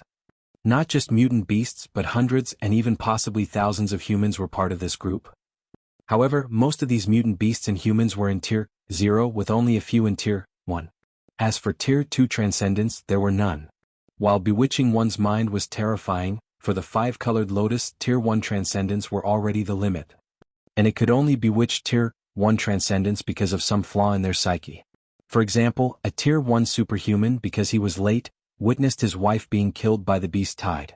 As a result, his guilt had left a terrifying flaw in his psyche. Or a transcendent mutant beast not far away, a rabbit as white as snow, cute and beautiful. However, it lacked courage and had a weak disposition.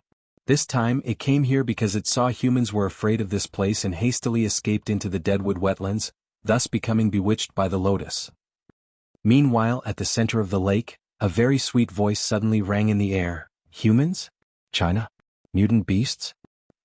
One familiar yet unfamiliar term after another constantly echoed in the air, giving off a strange and eerie feeling. The voice sounded astonished yet thoughtful. However, after a long time, as if it had finished sorting out the thoughts, a bit of playfulness tinged the voice. The world is so complicated. Some people are actually plotting against this young lady? No, this title doesn't sound good. Let's go with, this princess. That doesn't seem right either.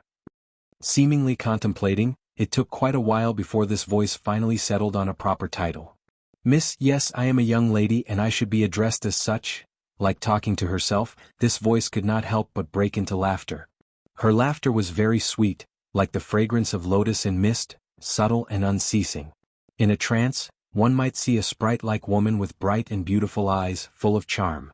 However, after a moment, as if realizing something, this voice revealed a hint of helplessness. This miss is in a bit of a dangerous situation, aren't I?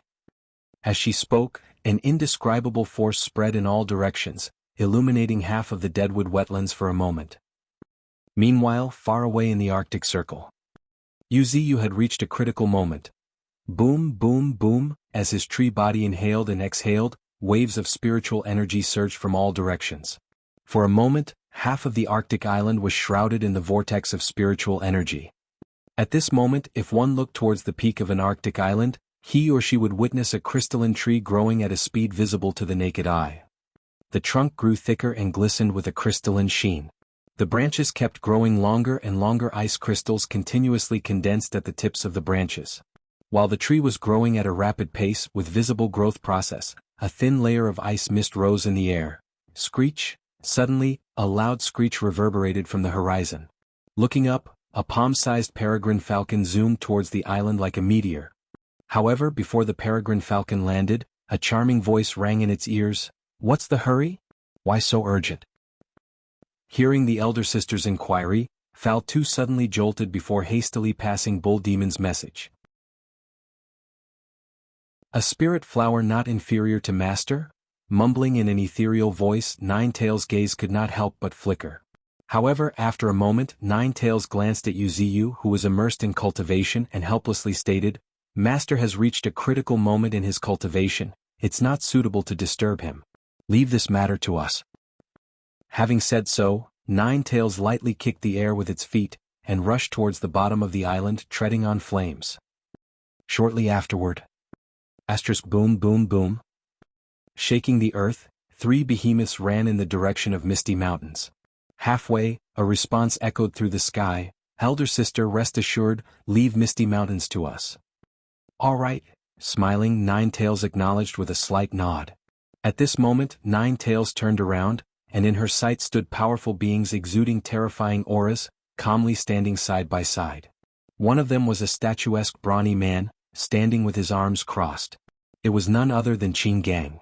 Then there was a figure with a hat, wearing black boots, looking kind of silly, Brewmaster. There was also White Tiger, Golden Ant, and Thorns.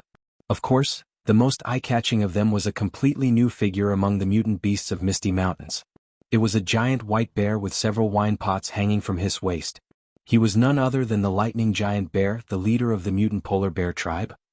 He had already stepped into Tier 2 and could also control lightning. His strength was not to be underestimated. As for others like 3 generals, Honey Badger, Armored Wild Boar and Golden Monkey and others, they were participating. They were required to guard the Divine Tree. Since Yuziyu had reached a critical point in cultivation, a few had to stay behind to guard him. Ha! Taking a deep breath, Nine-Tails looked back and calmly stated, as Qing Air said, "The appearance of this spirit flower this time might alert more than half of China. So, we'll truly be jumping in fire this time?" In response, White Tiger just grinned, attaching no importance to it, and declared, "We can just kill the humans with just a slap, can't we?" The moment he declared this, a terrifying chill suddenly washed over White Tiger. Nervously gulping a mouthful of saliva, White Tiger looked around in amazement, only to discover cold gazes directed at him. "You should not underestimate the humans," Qin Gang warned in a solemn voice, a serious expression blanketing his face. He rarely looked so serious. He believed that when it came to humans they had to be extremely cautious, as if treading on thin ice. While humans were indeed lacking in terms of individual combat strength, even weaker than mutant beasts of the same level, but among humans, Qin Gang knew that there were individuals called prodigies, or even monsters, who break the norm and could match mutant beasts and even fight beyond their tier. And this was no joke. More importantly, they were up against some of the top powerhouses in China. While it was unlikely that a terrifying existence like the Divine Tree would make an appearance, Qin Gang knew that they would definitely be locking horns with Tier 1 and Tier 2 transcendents. Among hundreds of millions of humans, some had already stepped into Tier 2. One could easily imagine the talents of these Tier 2 transcendents. Right at that very moment, another voice reverberated, "Humans indeed can't be underestimated." Looking towards the voice, the mutant beast suddenly saw a golden-furred monkey slowly emerging from behind a giant rock. However, before the mutant beast could wonder why Golden Monkey had come, he added with a serious expression, "Humans are not only the overlords of this era, even in the distant past they were a powerful race that could stand at the pinnacle among myriad races. Their methods are far beyond your imagination. Although the world has changed now, they still have inheritances." At this point, Golden Monkey, ignoring the puzzled gazes of the other mutant beasts, slowly turned around and walked towards the distance. Except, shortly after his departure, a voice filled with vicissitudes and frustration echoed from afar. "One person, one mountain, known as immortal. The human race has immortals. In the end they are one step ahead. Ha ha ha." Ashish. One person, one mountain, known as immortal. The phrase means each person is like a mountain, they have their own journey and can become an immortal. Premise: they are as steady as a mountain. You're tuning in to the Han Lee's Wuxia Adventures YouTube channel.